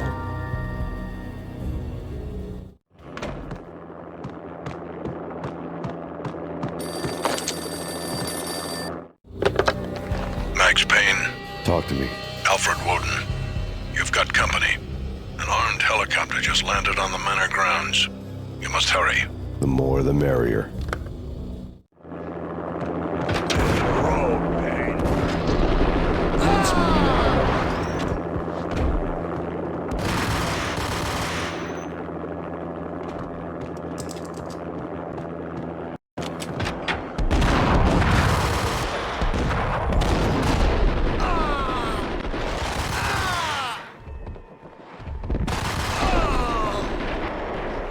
Punchinello's trio was done for.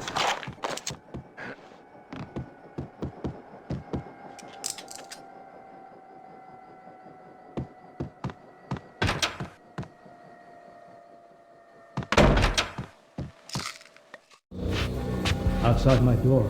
Hurry. He's coming for me. You gotta hurry. Please. I could hear Punchinello on the phone begging for help. He should have been saying his goodbyes. Punchinello was a pushover. The moment I stepped into the room, he folded like a deuce before a royal flush. No, wait. I was just doing what I was told. I couldn't refuse. She's someone high up. Government, maybe. I don't know. He was trying to buy more sand for his hourglass. I wasn't selling any.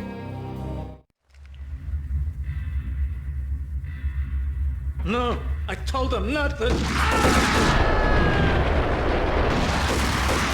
I told him nothing.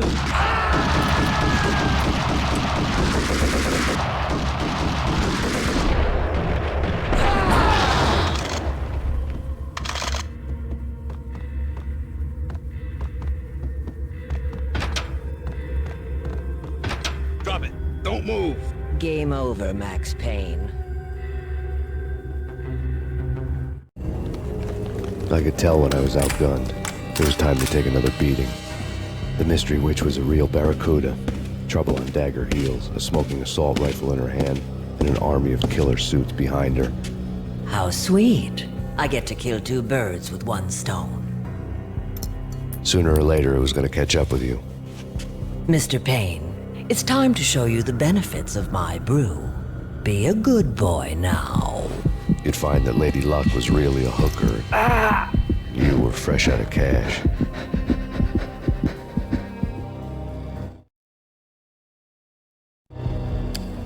Gentlemen, we're done here. Take me to Cold Steel.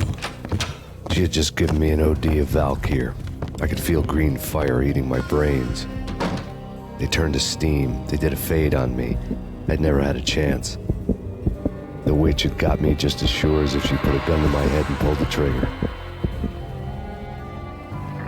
The shadows rushed me, bruised mugshot faces hungry for revenge. They knew my weak spots and closed in for the kill. The floor turned into a vortex of green blood. I fell.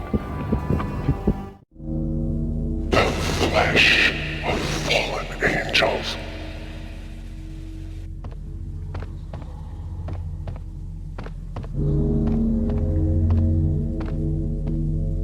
Who's there? Max? Max, is that you? Max? Where are you, Max? Please.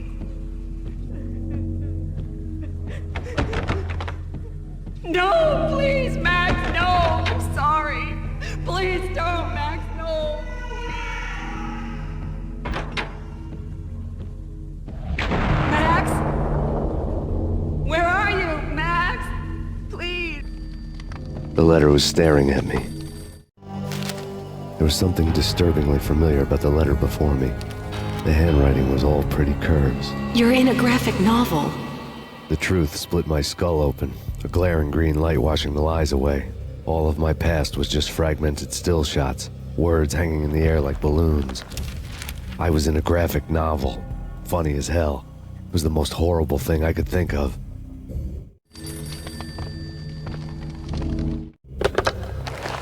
Shiny stuff and dreams are made of stooped necromancers. He sings like a banana wrist, having strayed too close to the constellations on their shaved skulls. It was a bad line in a prank call. Someone spouting insane babble. I couldn't make sense of it. But I had an overwhelming sense of deja vu. The caller's voice sounded oddly familiar.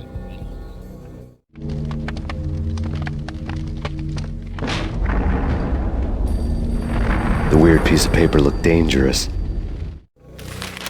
There was something disturbingly familiar about the letter before me. The handwriting was all pretty curves. You're in a computer game, Max. The truth was a burning green crack through my brain, weapon statistics hanging in the air, glimpsed out of the corner of my eye, endless repetition of the act of shooting, time slowing down to show off my moves, the paranoid feel of someone controlling my every step. I was in a computer game. Funny as hell, it was the most horrible thing I could think of.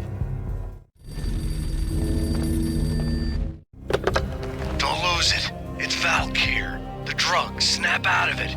Try to remember. It was a bad line in a prank call. Someone spouting insane babble. I couldn't make sense of it. But I had an overwhelming sense of deja vu, and the caller's voice sounded oddly familiar.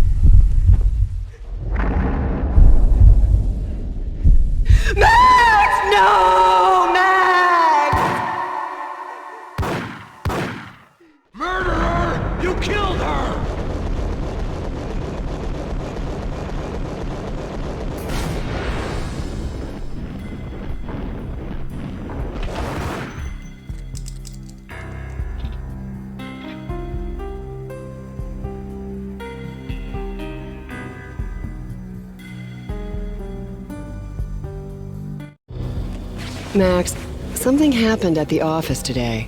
A strange memo. Something about Vikings. Honey, I gotta run. You can tell me all about it this evening. Have a nice day, darling. The bullet holes were rubies on her chest, blood glowing on her ivory skin. She was so beautiful. The killer was smiling. The flesh of fallen angels.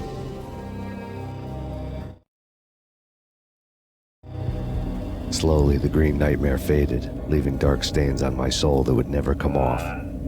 I felt like flatlining. I was all shook up. I woke up in a cold sweat, sick and tired to the bone, lying in a puddle of my own puke. The hag had said take me to cold steel before it had all gone crazy. It was a clue, the only one I had. It took me forever to crawl back to my feet and hit the road, but when I did, I drove straight to Cold Steel Foundry outside the city. There was a whole lot of action around the place for a freezing winter night. Trucks coming and going, men running. I had the drop on the mystery witch. She thought I was dead. I was on her blind side. I was going in. The bad trip had put me in a crazy mood, adrenaline pumping through my aching veins. Staggering on the mill roof in ice and snow and wild wind, I was a ninja. My kung fu was strong. I wasn't kidding anybody. At best, I was Superman on kryptonite about to fall through a skylight, down to where it was all going down. A half-abandoned industrial area in the middle of nowhere. The factory was a perfect front for any number of illegal activities.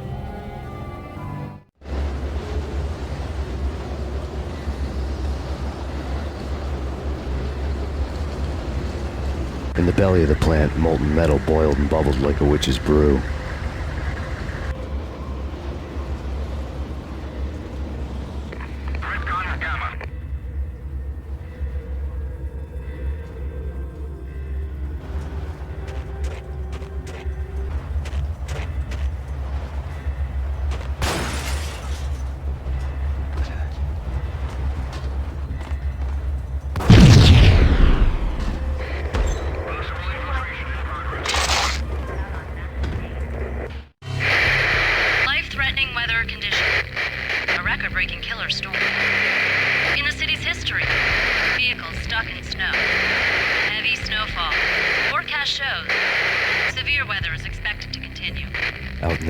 Snow fell like confetti over the Devil's Parade. The storm was anything but over.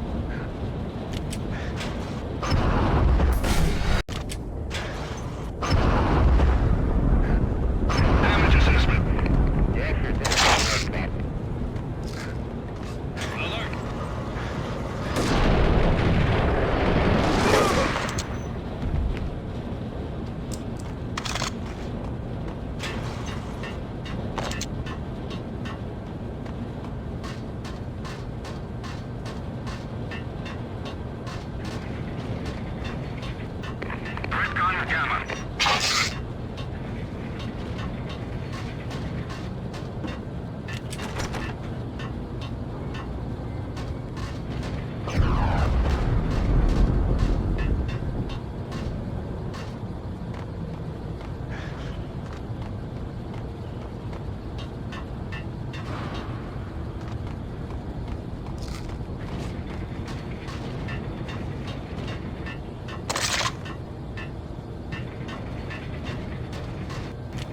Engaging hostile.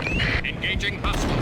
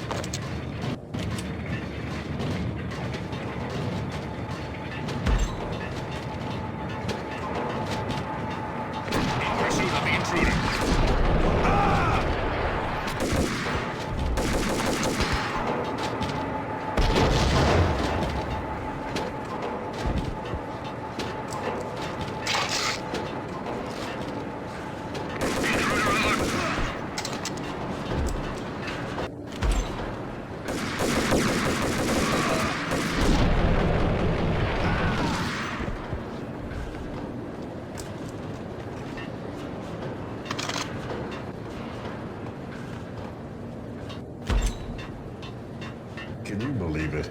I bet they sleep with their rifles. I bet they've given them names. I guess. So, you don't have a name for your gun? Hello? Hell no. You do? Well, yeah, kind of. Hey, let's hear it.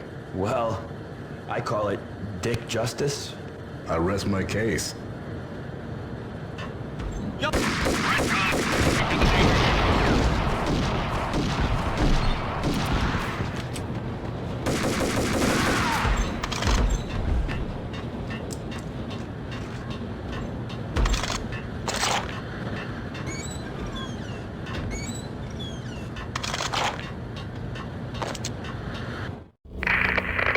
Perimeter breached. The facility has been compromised. Repeat, the Deep Six has been compromised. Initiate Operation Deadeye. The walkie-talkie military lingo could mean only one thing. They were getting ready to destroy the evidence and vanish into the night. I was so close. The hidden truths were just around the corner.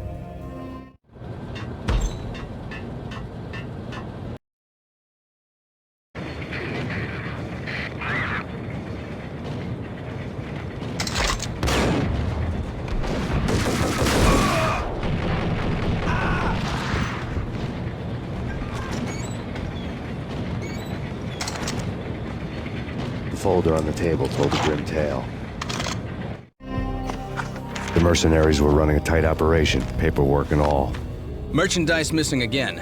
A chemist had tried to smuggle it out for his own private party. Locked him up in cell B7 in D6's old test facility to wait for proper processing. I was close enough to hear the secrets, just beyond the next doorway.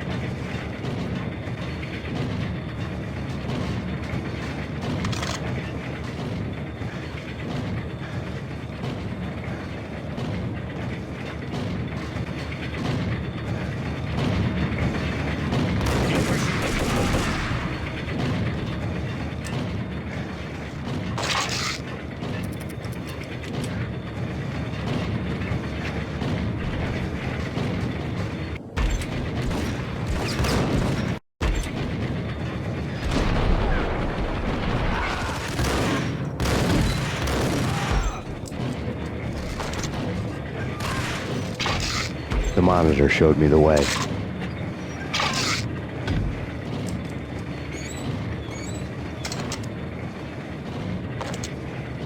Processing diagrams fill the control room screens, all but one.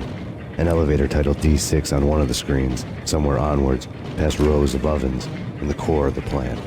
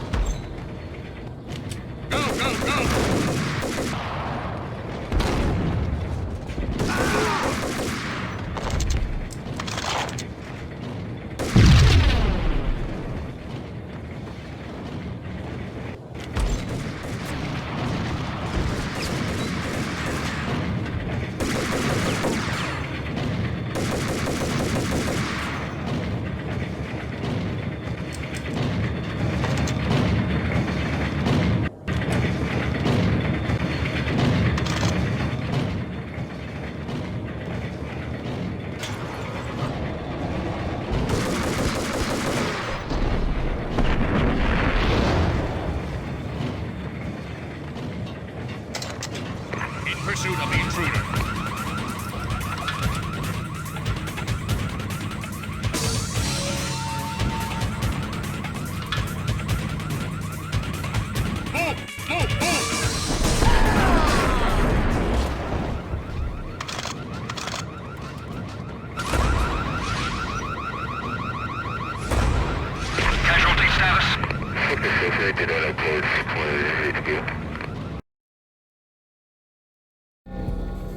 I had taken on the role of the mythic detective, Bogart as Marlowe, or as Sam Spade going after the Maltese Falcon to unravel all the mysteries. Following a path of clues to that final revelation, even if it would take me down to the cold, cavernous depths of a grave. You can't do this! My men are still inside! Do you have any idea why this is called Operation Deadeyes?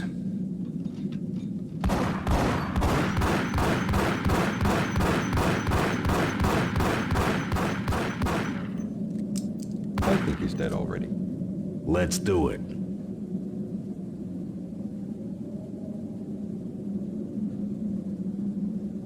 Attention all personnel. The self-destruction sequence has been initiated. Evacuate the complex immediately. We've got company. The self-destruction sequence has been initiated. Proceed to the nearest exit immediately. Nearest exit immediately. Nearest exit immediately.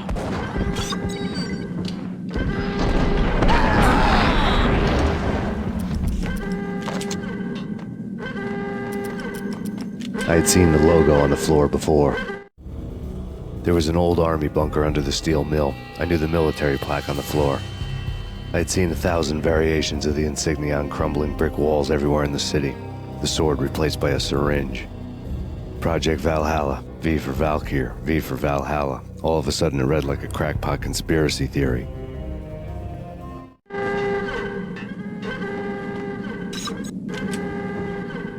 Abort! The self-destruction!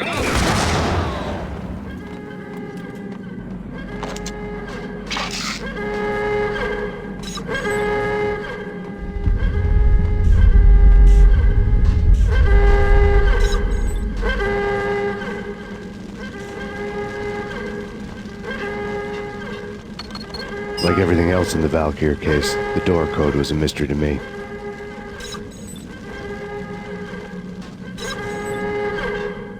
Attention all personnel. The chemist had been using the workstation when he died. The half-life of the lab rat had ended online, his password blinking on the screen. 665, neighbor of the beast. Decontamination completed.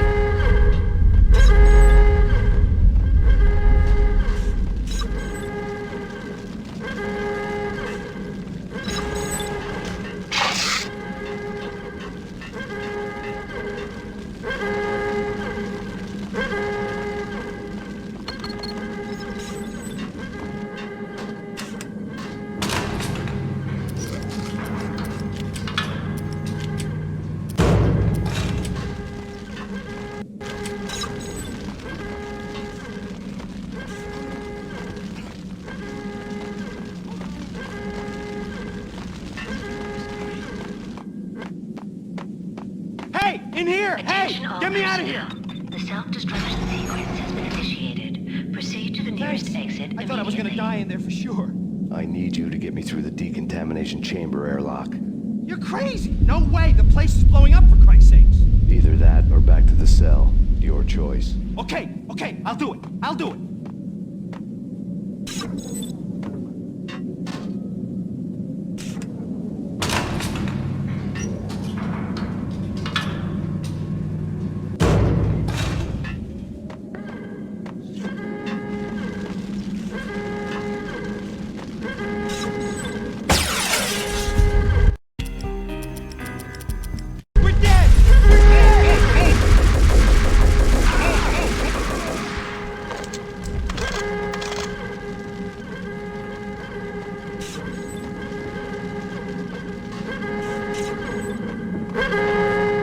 Get in! I'll punch you through.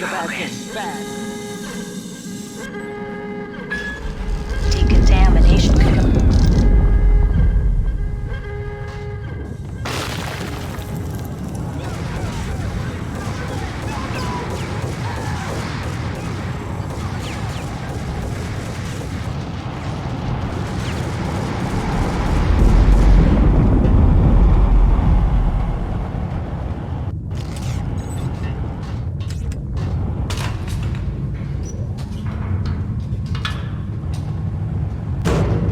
I was caught in the middle of the deadly web that was the Valkyr case.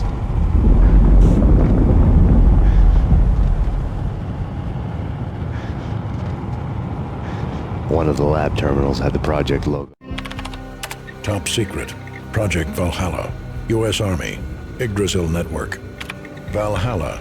The otherworldly place in Norse mythology where the bravest heroes spent their afterlife feasting and fighting forever. their wounds miraculously healed night after night.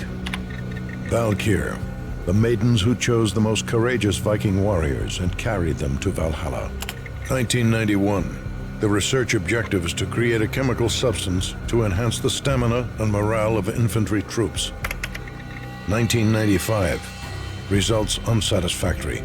Project cancelled. Someone had decided to continue the sick experiment unauthorized. Project compromised. Data leak. Fix the damage by any means necessary. Security clearance red.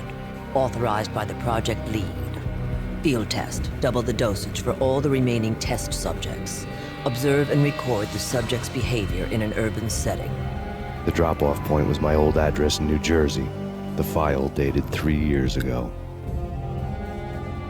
Just when you thought you had reached the deepest depths of horror, it suddenly got worse.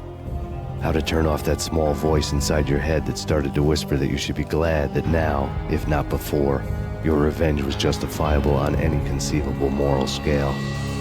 That small voice proved, beyond any doubt, that I was damned. On the screen, the dagger-heeled woman had come and gone a long time ago. There was nothing more for me here. The bunker's name was acting as a self-fulfilling prophecy.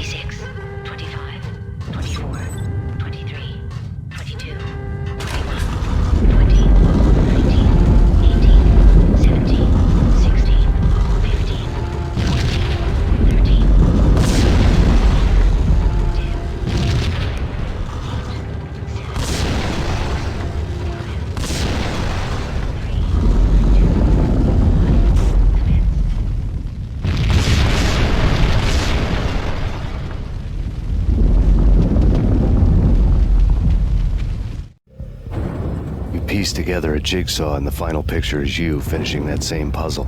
A mad, green-eyed killer standing behind you. An urban legend come true. The Project Valhalla test subjects had been the mad junkies who had murdered my loved ones. The rest was simple body count math. It all pointed to her. Ms. Valkyr. The factory went up in a fiery inferno behind me. All my leads were dead, turned to smoke and dust. I had lost my way. I hadn't slept in a million years.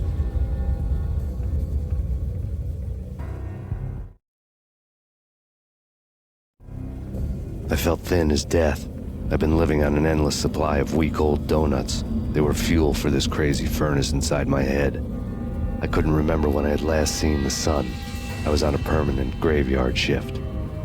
When the darkness fell, New York City became something else, any old Sinatra song notwithstanding. Bad things happened in the night, on the streets of that other city, Noir York City.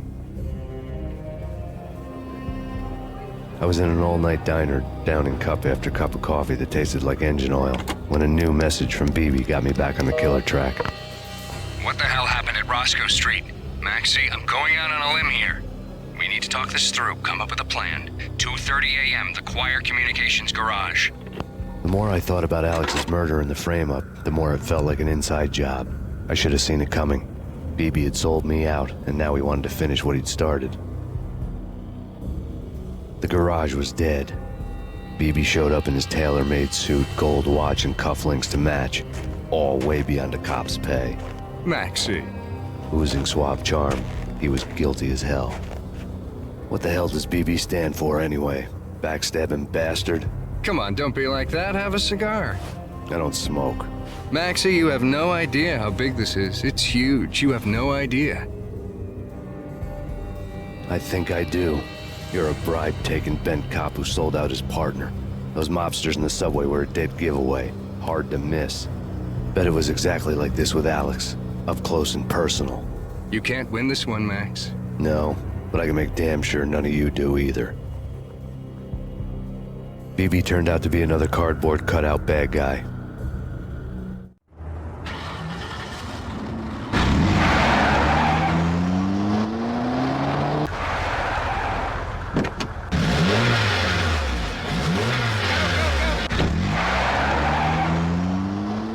A bad cop on the take. A cowardly right-hand man fleeing from the scene, leaving his paid thugs to do his dirty work.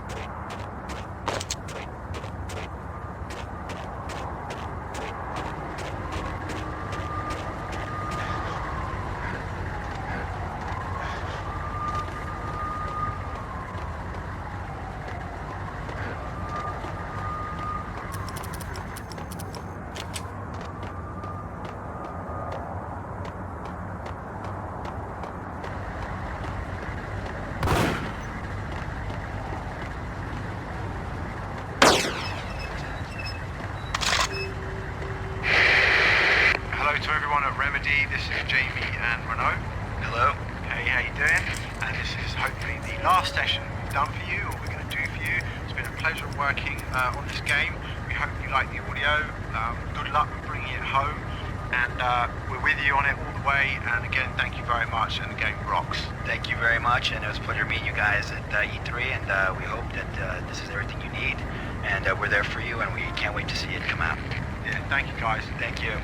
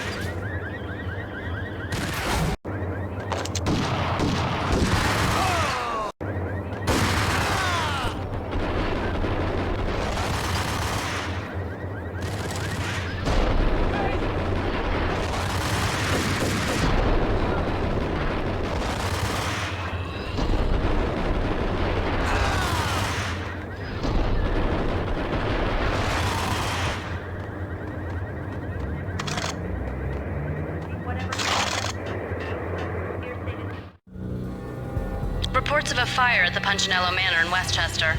The manor is the home of Angelo Punchinello, the alleged head of the Punchinello crime family. The police are now saying, contrary to their earlier statements, that Max Payne is still alive and at large. He continues his vendetta against the Mafia, of which this last act of arson is attributed to. I had no recollection of setting any fires, but I did remember the flames.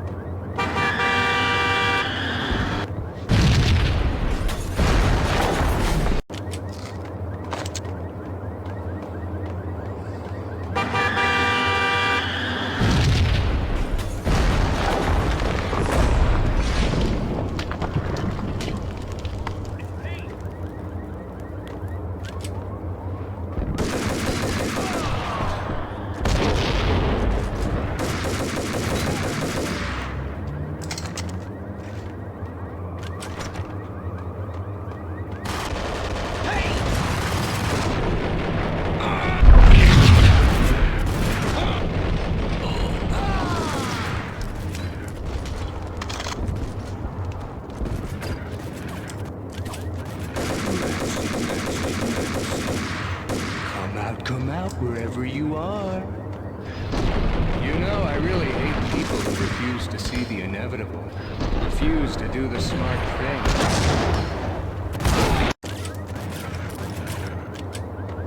Maxie, Maxie, Maxie. Come out wherever you are. You know, I really hate people who refuse to see the inevitable, refuse to do the smart thing.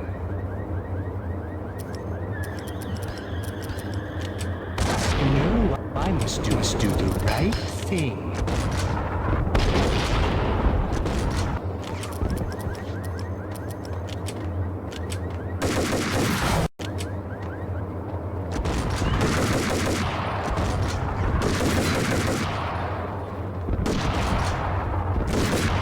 I blame you.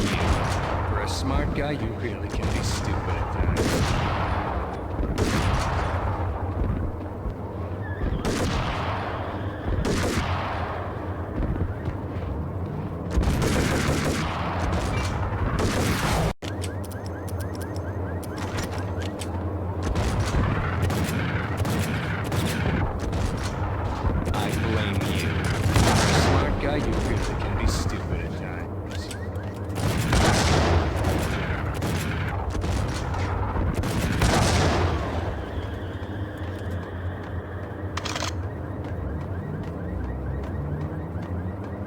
payphone started to ring.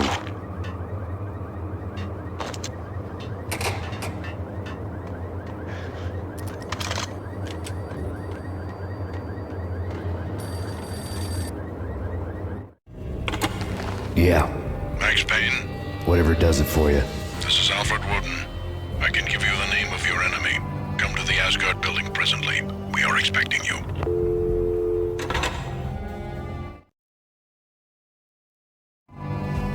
Woden was waiting for me on the steps of the old building. Mr. Payne, let's go inside. The others are anxious to begin. The others? Despite the general misconception, this building actually predates the City Hall by 2 years, thus being the oldest municipal building still in use here at the foot of the Brooklyn Bridge. No kidding. The old man played tour guide as he led me through a dark domed hall. The answers I was after loomed large ahead. Mr. Payne, I would like to introduce you to my colleagues in what we call the Inner Circle.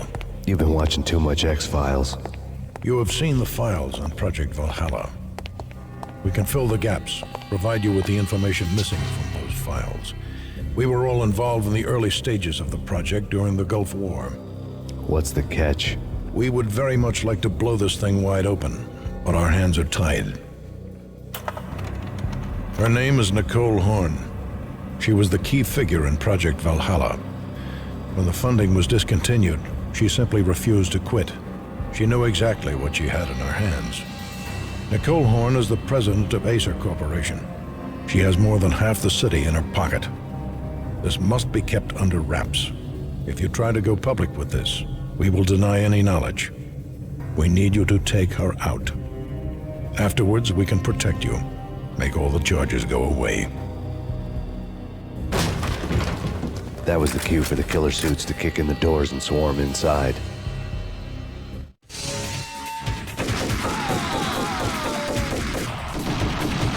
It was an impressive floor show, but I decided to leave early anyway. It was only a one-story fall. Lucky me.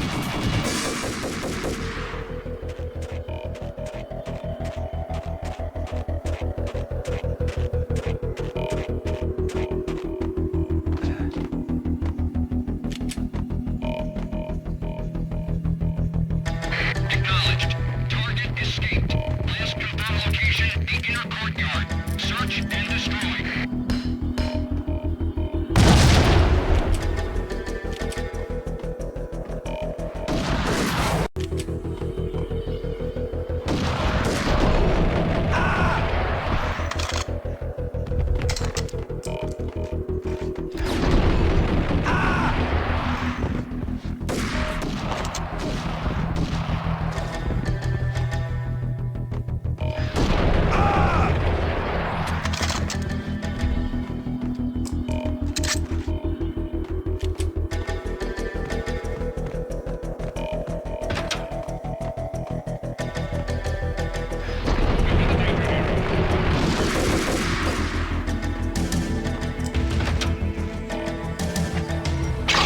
One of the monitors showed what was left of the inner circle.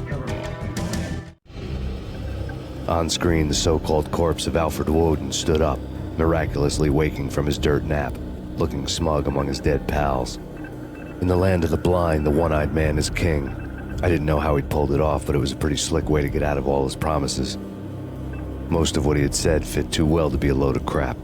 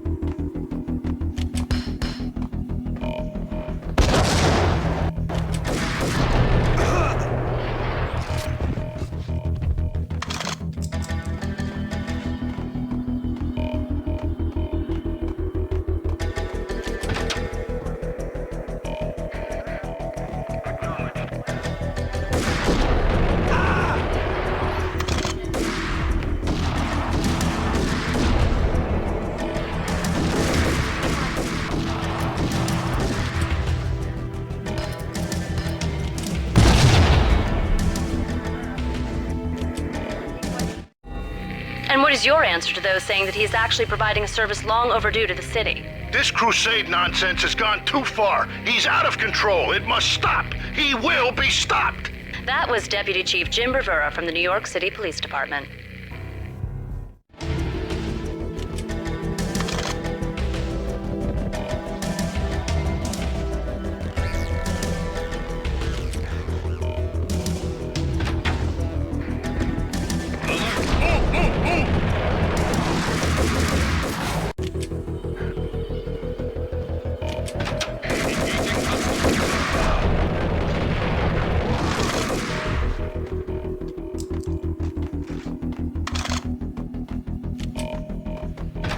A videotape lay on the desk. NICOLE HORNE had blackmailed the Inner Circle into silence. The tape came with a curt extortion note on a piece of expensive paper. I remembered Candy Dawn taping her clients in action on the side, selling the tapes to the highest bidder. I was sure that kinky sex was nowhere near Alfred Woden's worst sin. But I had a feeling that when this was over, any collateral would come in handy.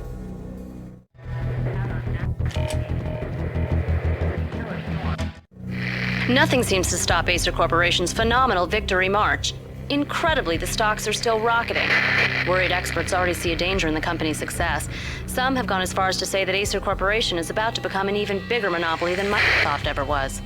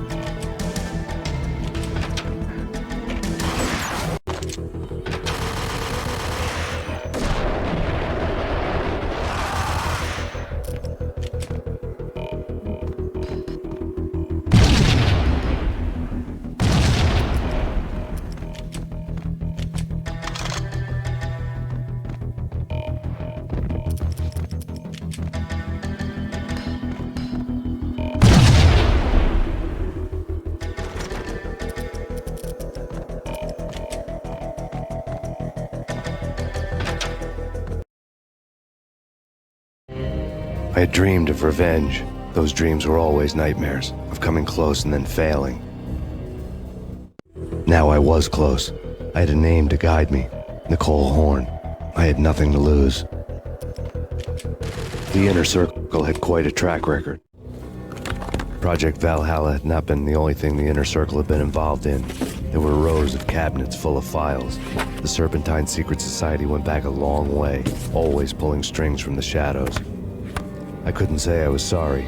Woden's move in some Byzantine power game had cut the Circle's membership roster to 1. The old man wanted me on cleanup duty. It was my mess, too.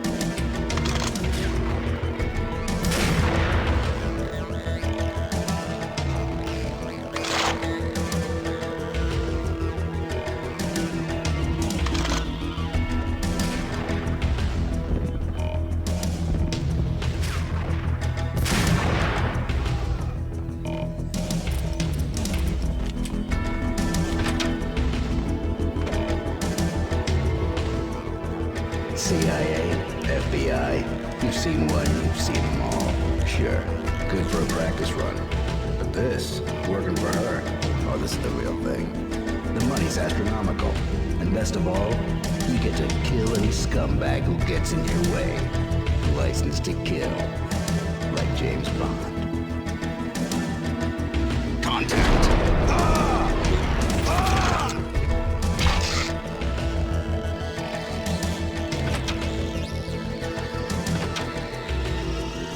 Take him down.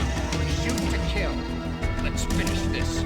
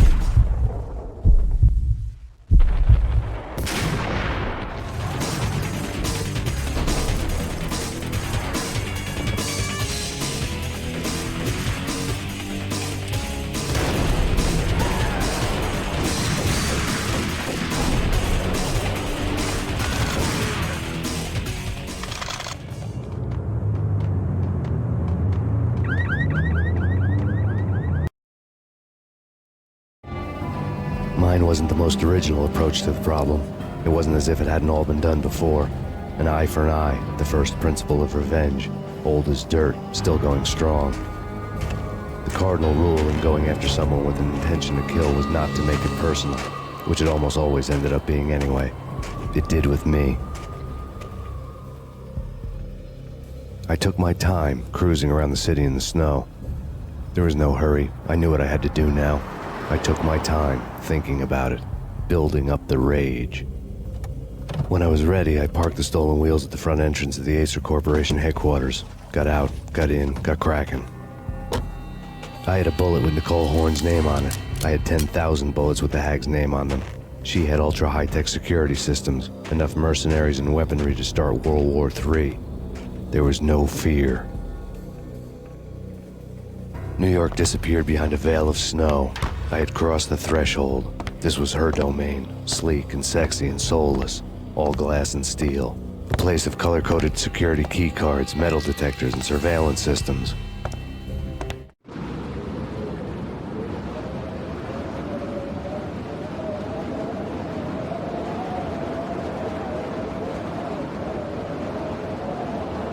Colder than a walk-in fridge. Cold as a gun.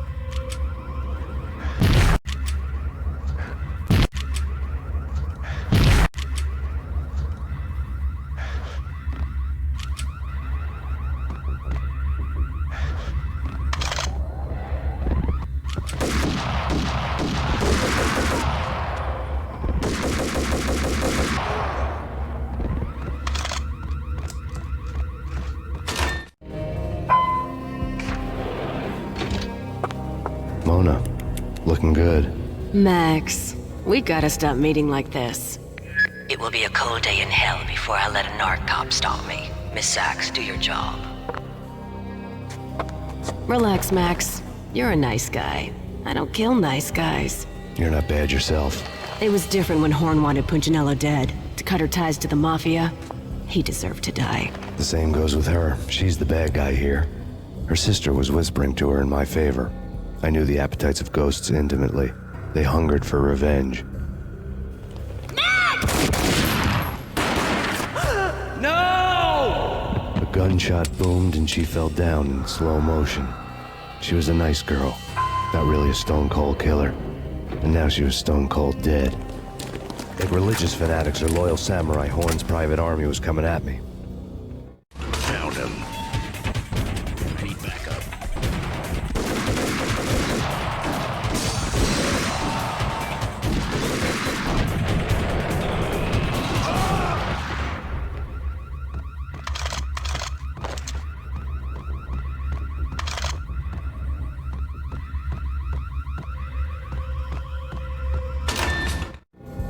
When the elevator came back down, Mona was gone. There was a lot of blood, but no body.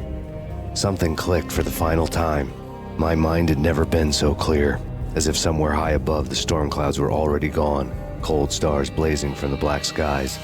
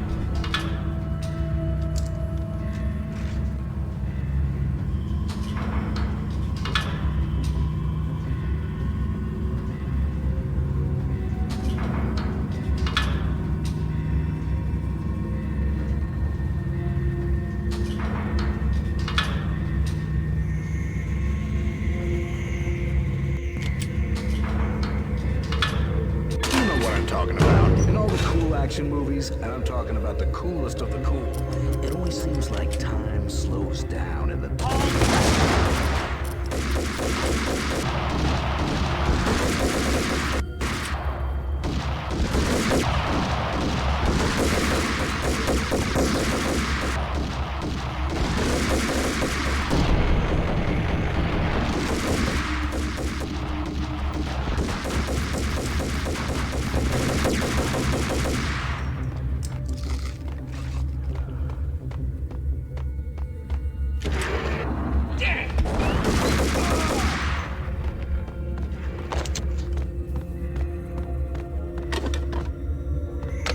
I had elevator access to the mainframe. From there, I'd be able to override the security locks and get to her office.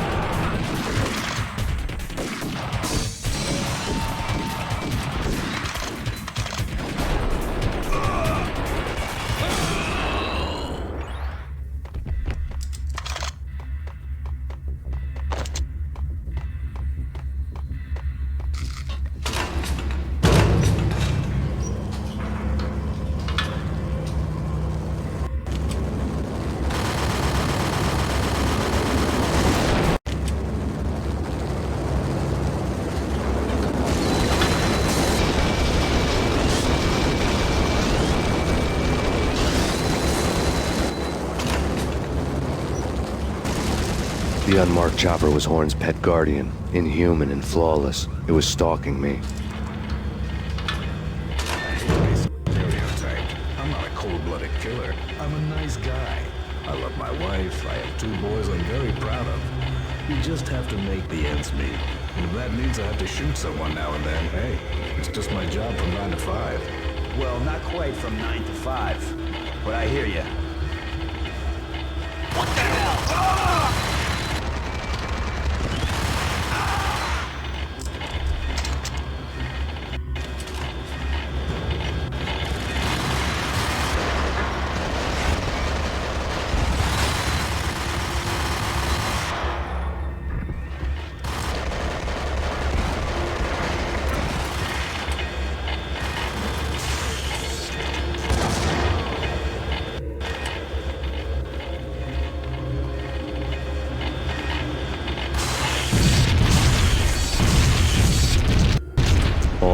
locks were now offline. All bets were off. The elevator would take me all the way up.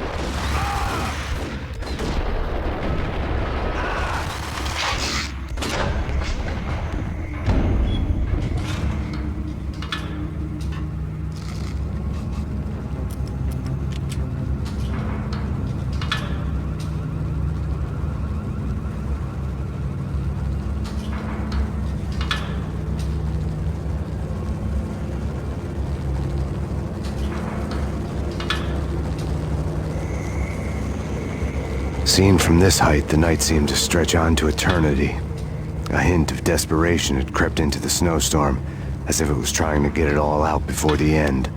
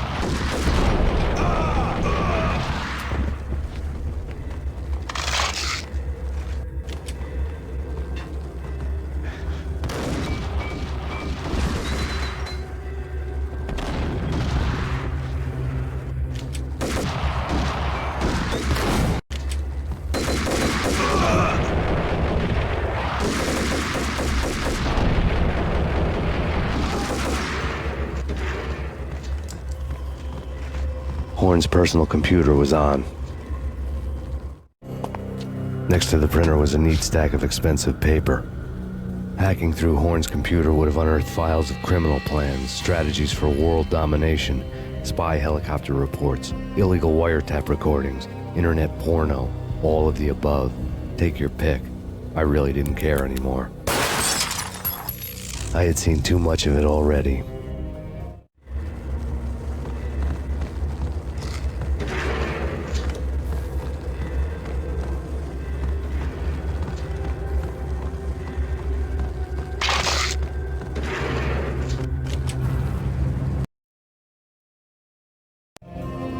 Valkyr had been meant to be a white-winged maiden that would lift you to a warrior's heaven, but it turned out to be a one-way demon ride to hell. The devil was in the drug. I knew. I had met him.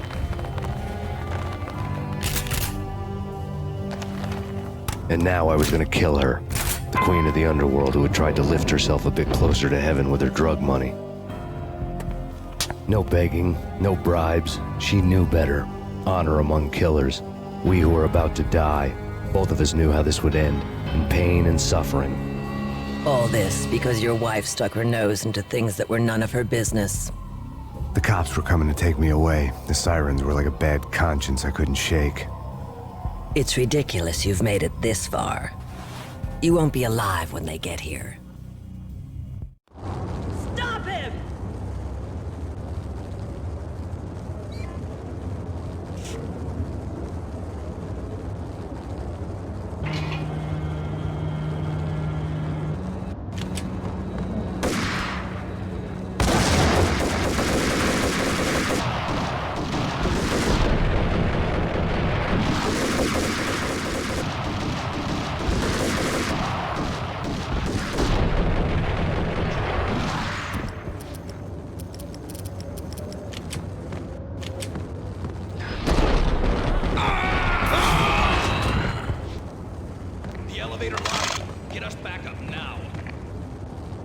Max Payne, this is futile.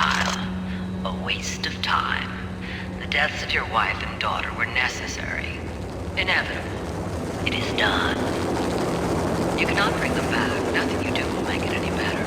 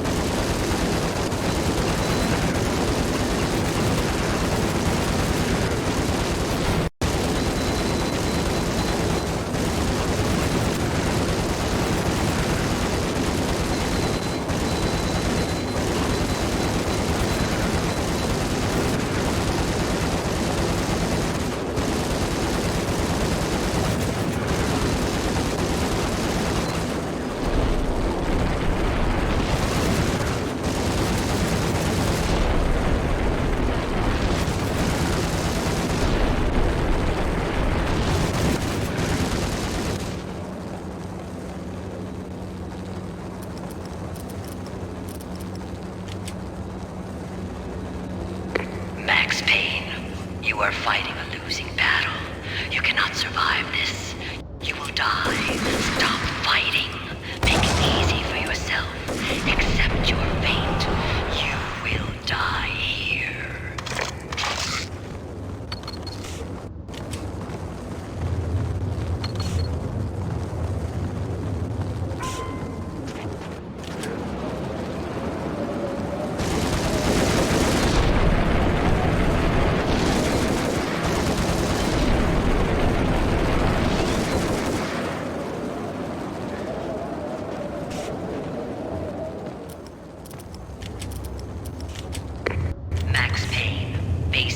You are up against an unbeatable force. You have already lost. You have lost. Only death will set you free from your pain. Accept it. Surrender. Give up.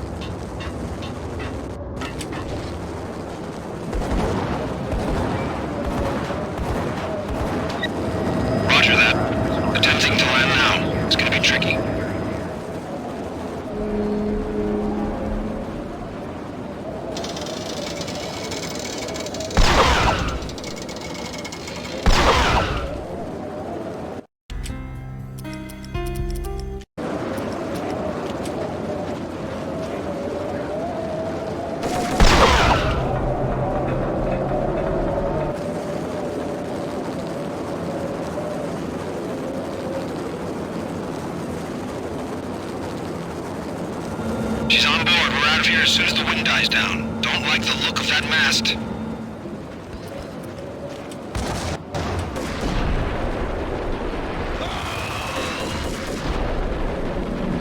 Lift off in 1 minute.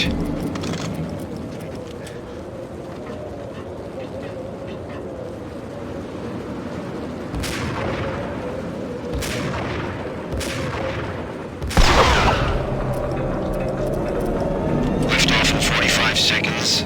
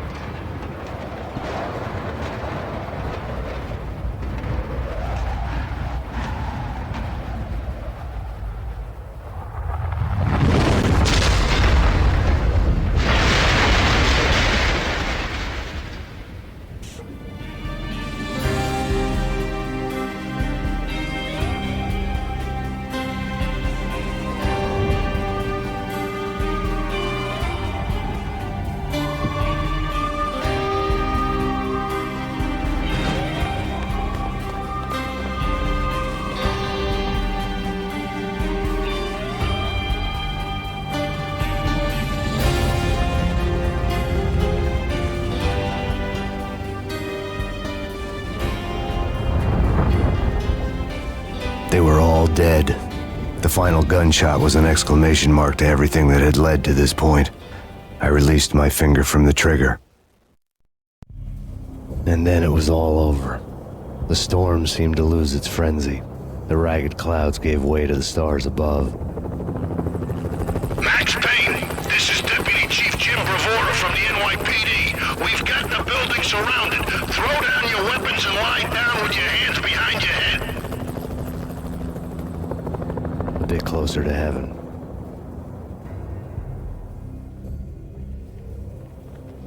The cops' voices were distant and muted. Freeze! NYPD! Hold it right there! My ghosts released me from their haunting. Down below, New York City glittered like diamonds on black velvet. You gave us one hell of a ride. Take him down to Central Booking. You heard the man. Woden was there in the crowd, standing by the sidelines. It wouldn't be over till the man with the patch would say so. He'd say the right words. I knew he would. He'd better. Woden grinned smugly. It was the grin of a winner. That made two of us.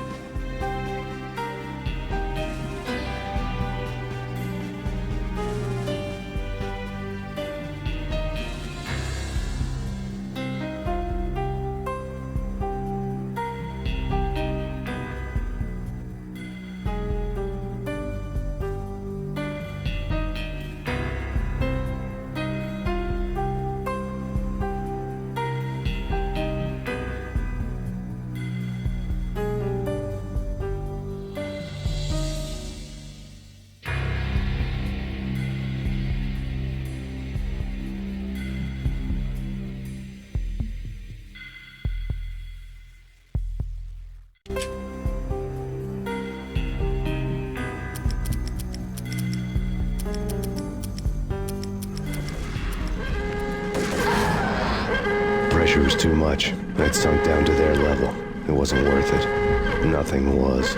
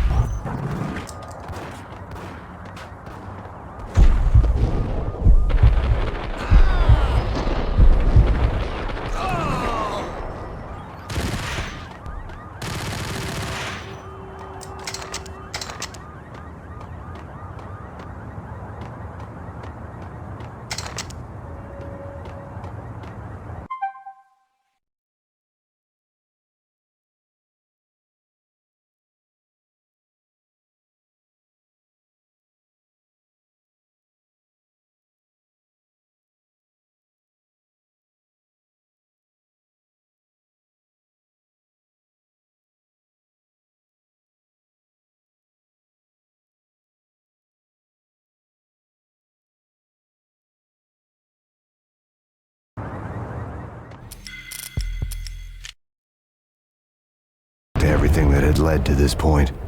I released my finger from the trigger, and then it was over. To make any kind of...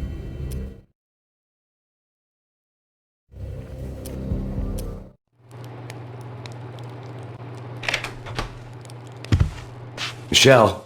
Honey, anybody home? I didn't like the way the show started. They'd give me the best seat in the house. Front row center. What the hell?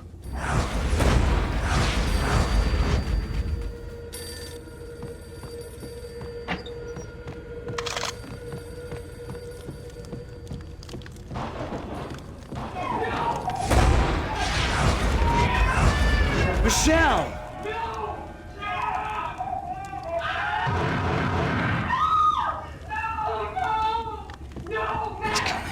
Freeze! NYPD, drop it! Coming! I'm gonna hurt you.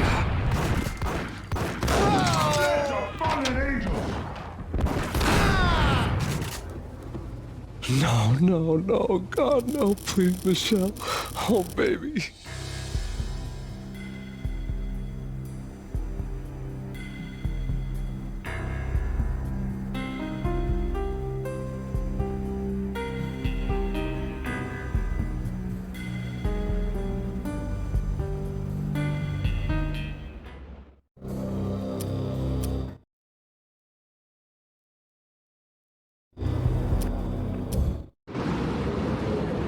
My Beretta stirred nervously under my coat, but the train doors had already shut behind me, and I was in for the ride.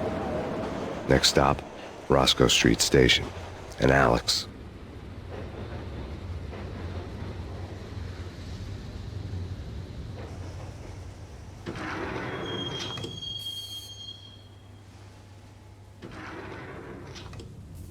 The station was drenched in gloom. Alex was a ghost, nowhere to be seen.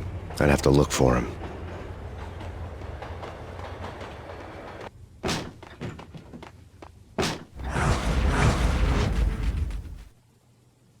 Death was in the air at Roscoe Street. I'd have to find Alex fast.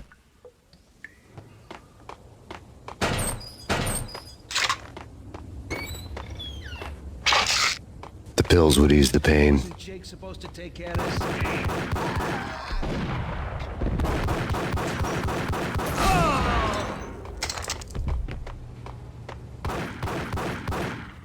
Yeah. What the hell?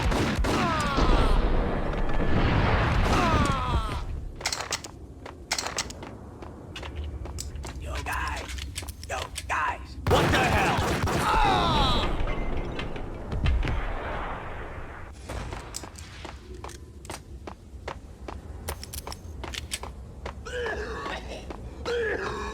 Yo!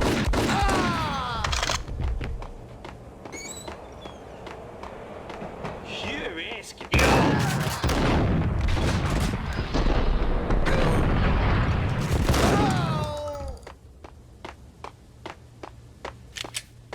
Kissing.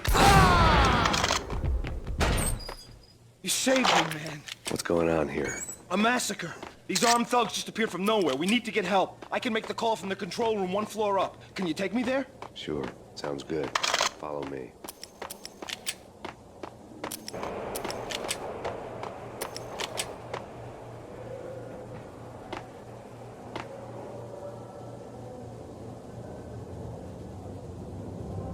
Home free. This way. What the hell?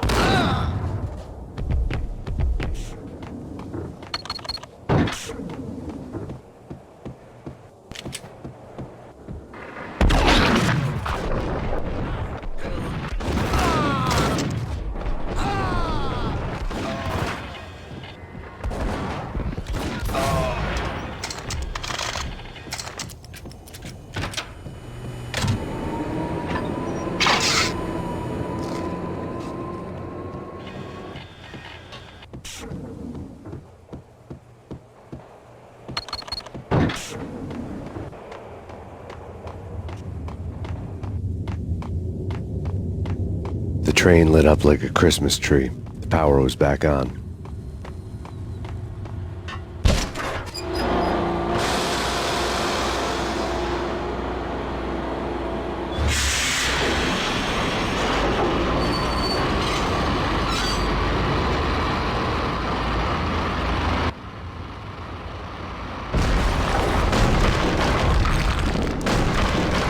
So much for being subtle.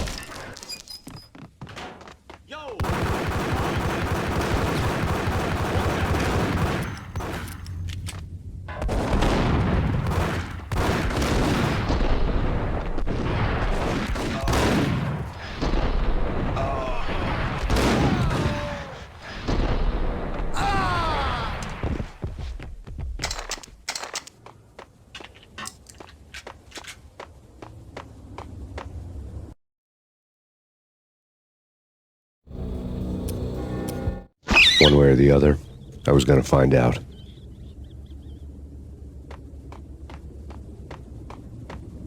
Sure.